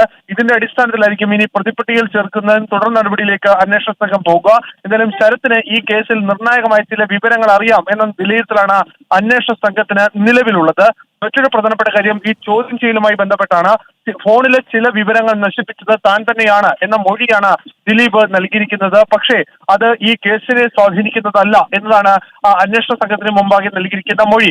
ഇതിൽ മറ്റൊരു പ്രധാനപ്പെട്ട കാര്യം അന്വേഷണ സംഘം പറയുന്നത് ചില വിവരങ്ങൾ ഡിലീറ്റ് ചെയ്യുകയും മറ്റു ചിലത് ഷണ്ട് ചെയ്യുകയുമാണ് ചെയ്തിരിക്കുന്നത്. അത് പൂർണ്ണമായി നശിപ്പിക്കപ്പെട്ടിരിക്കുന്നു. അത് ഇഘട്ടത്തിൽ റിട്രീവ് എടുക്കാൻ കഴിഞ്ഞ സാഹചര്യത്തിൽ ചില കോടതി രേഖകളടക്കം ഇക്കാര്യത്തിലുണ്ട്.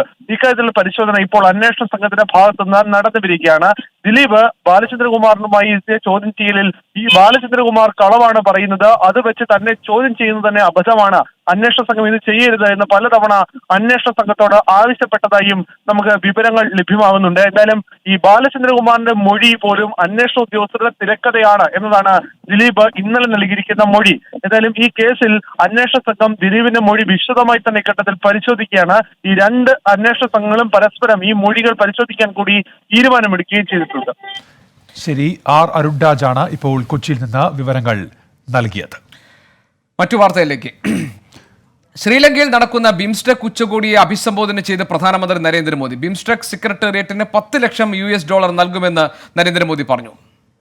ബിംസ്റ്റെക് കൂട്ടായ്മ കൂടുതൽ ശക്തമാക്കേണ്ടത് കാലഘട്ടത്തിന്റെ ആവശ്യമാണ്. ഭീകരതയ്ക്കെതിരായി ഒറ്റക്കെട്ടായി പോരാടണമെന്നും മോദി ഉച്ചകോടിയിൽ ആഹ്വാനം ചെയ്തു. അതേസമയം സാമ്പത്തിക പ്രതിസന്ധി രൂക്ഷമായതോടെ ശ്രീലങ്കയിൽ ജനകീയ പ്രതിഷേധം ശക്തമായി. വിലക്കയറ്റവും ഇന്ധനക്ഷാമവും പരിഹരിക്കാൻ ഉടൻ നടപടി സ്വീകരിക്കണമെന്നാവശ്യപ്പെട്ടാണ് ജനം തെരുവിലിറങ്ങുന്നത്. കൊളംബോയിൽ നിന്ന് വിവരങ്ങളുമായി ആർ രാധാകൃഷ്ണനുണ്ട് നമുക്കൊപ്പം. രാധാകൃഷ്ണൻ, ഇപ്പോൾ ഏതെങ്കിലും തരത്തിലുള്ള പ്രതിഷേധങ്ങൾക്ക് കൊളംബോ സാക്ഷ്യം വഹിക്കുന്നുണ്ടോ? ഈ വലിയ തോതിൽ സാമ്പത്തിക സഹായമടക്കം ശ്രീലങ്ക ആവശ്യപ്പെടുന്ന ഒരു സാഹചര്യമുണ്ട്. ബിംസ്റ്റെക് ഉച്ചകോടിയിലടക്കം ഈ ആവശ്യം അവർ മുന്നോട്ട് വെക്കുകയും ചെയ്തിട്ടുണ്ട്. അടിയന്തര നടപടികൾ എന്തൊക്കെയാണ് പ്രതീക്ഷിക്കുന്നത് ശ്രീലങ്കയിൽ? ആർ രാധാകൃഷ്ണൻ. ബിംസ്റ്റെക് ഉച്ചകോടി നടക്കുന്നതുകൊണ്ട് കൊളംബോ നഗരത്തിൽ യാതൊരുവിധ പ്രതിഷേധങ്ങളും പാടില്ല എന്നുള്ളതാണ് ഇപ്പോൾ സർക്കാരിന്റെ ഉത്തരവ്. പട്ടാളത്തെ ഇറക്കിയിട്ടുണ്ട്. പട്ടാളം വിവിധ മേഖലകളിൽ നിലയുറപ്പിച്ചിട്ടുള്ളത് കൊണ്ട് തന്നെ പ്രതിഷേധങ്ങൾ ഇന്നലെയും ഇന്നും ശ്രീലങ്കയുടെ അല്ലെങ്കിൽ കൊളംബോയുടെ വിവിധ ഭാഗങ്ങളിൽ നടന്നിട്ടില്ല. അത്തരത്തിലുള്ള പ്രതിഷേധങ്ങൾ ഉണ്ടാകും എന്ന മുന്നറിയിപ്പിന്റെ കൂടി അടിസ്ഥാനത്തിലായിരുന്നു ഈ വിധത്തിലുള്ള നിരോധനം ഈ പ്രതിഷേധ പ്രകടനങ്ങൾക്ക് ഉണ്ടായിട്ടുള്ളത്. ശ്രീലങ്ക ഇപ്പോഴത്തെ സാഹചര്യത്തിൽ ഈ സാമ്പത്തിക പ്രതിസന്ധിയെ മറികടക്കാനായിട്ടുള്ള ശ്രമം നടത്തി വരികയാണ്. അതിന് ഏറ്റവും പ്രധാനപ്പെട്ടത് ഇന്ത്യ അടക്കമുള്ള രാജ്യങ്ങളുടെ സഹായം തേടുന്നു എന്നുള്ളതാണ്. ബിംസ്റ്റെക് ഉച്ചകോടിയിൽ ഇതിന് വേണ്ടുന്ന ചർച്ചകൾ ഉണ്ടായി.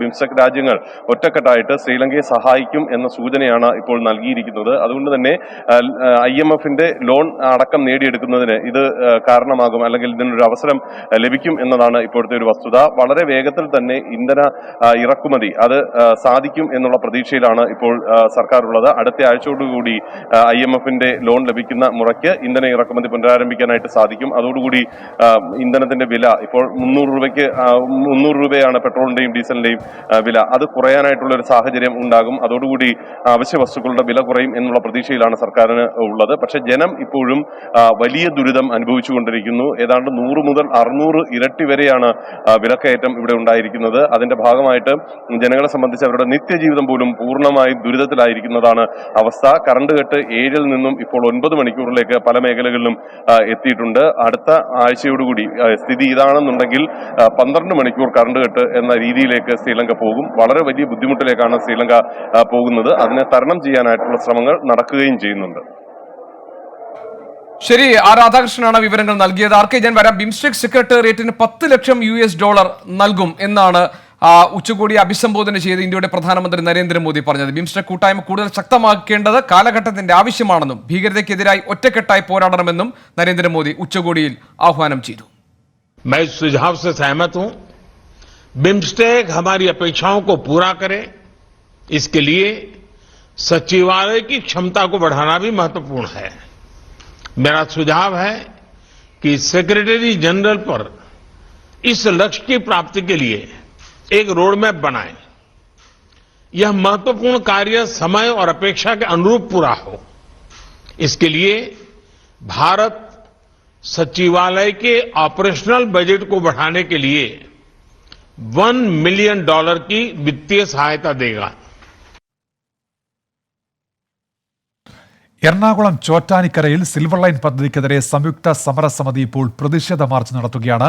എസ് ശ്രീകാന്ത് ഇപ്പോൾ വിവരങ്ങളുമായി ചേരുന്നുണ്ട്. ശ്രീകാന്ത്, ഹൈക്കോടതിയുടെയും സുപ്രീം കോടതിയുടെ അടക്കം വിധി പ്രസ്താവങ്ങൾ വന്നിരുന്നു. ഇനി മുൻപോട്ടുള്ള സമര പരിപാടികൾ എങ്ങനെ വേണമെന്നത് ആലോചിക്കാനുള്ള യോഗം നടക്കുന്നതെന്ന് മനസ്സിലാക്കാൻ കഴിയുന്നത്. എന്തൊക്കെയാണ് വിവരങ്ങൾ ശ്രീകാന്ത്? പക്ഷേ ഞാനിപ്പോൾ നിൽക്കുന്നത് ചോറ്റാനിക്കരയിലാണ്. എറണാകുളം ജില്ലയിൽ ഏറ്റവും അധികം സമരം നടന്ന സ്ഥലം കൂടിയാണ് ചോറ്റാനിക്കര പ്രദേശം. ഇവിടെ സിൽവർ ലൈൻ കല്ലിടൽ മുന്നോട്ട് കൊണ്ടുപോകുന്നതുമായി ബന്ധപ്പെട്ട് നേരത്തെ സുപ്രീം കോടതിയുടെയും ഹൈക്കോടതിയുടെയും ഒക്കെ ഉത്തരവുണ്ടായിരുന്നു. സിൽവർ ലൈൻ കല്ലിടൽ സുപ്രീം കോടതി മുന്നോട്ട് കൊണ്ടുപോകാമെന്ന് പറയുകയും ചെയ്തിരുന്നു. ഇതിന്റെ അടിസ്ഥാനത്തിലാണ് നിലവിലിപ്പോൾ സംയുക്ത സമരസമിതി യോഗം ചേരുന്നത്. ഇനി മുന്നോട്ട് എങ്ങനെ വേണം ഈ സമരം കൊണ്ടുപോകേണ്ടത് എന്ന് തീരുമാനിക്കാനാണ് ഇപ്പോൾ യോഗം നടക്കുന്നത്. കോൺഗ്രസിന്റെയും ഒപ്പം തന്നെ പ്രദേശവാസികളുടെയും ഒക്കെ നേതൃത്വത്തിൽ ഇവിടെ ഇപ്പോൾ നേതാക്കളും ഒപ്പം തന്നെ പ്രവർത്തകരടക്കമുള്ള ആളുകളും സംയുക്ത സമരസമിതിയുടെ പ്രവർത്തകരടക്കമുള്ള ആളുകളും ഈ യോഗത്തിൽ പങ്കെടുക്കുന്നുണ്ട്. ഈ സുപ്രീം കോടതി വിധി ഈ സമരത്തെ കാര്യമായി ബാധിക്കുമോ, അതോ ഈ സിൽവർ ലൈൻ കല്ലിടൽ മുന്നോട്ട് എതിർക്കാൻ തന്നെയാണോ തീരുമാനം എന്നുള്ള കാര്യം അല്പസമയത്തിനകം നമുക്ക് അറിയാൻ സാധിക്കും. സമാനമായ രീതിയിൽ കേരളത്തിലെ മറ്റു ഭാഗങ്ങളിലും സമരസമിതികളുടെ യോഗം ഇത്തരത്തിൽ ചേരുന്നുണ്ട്.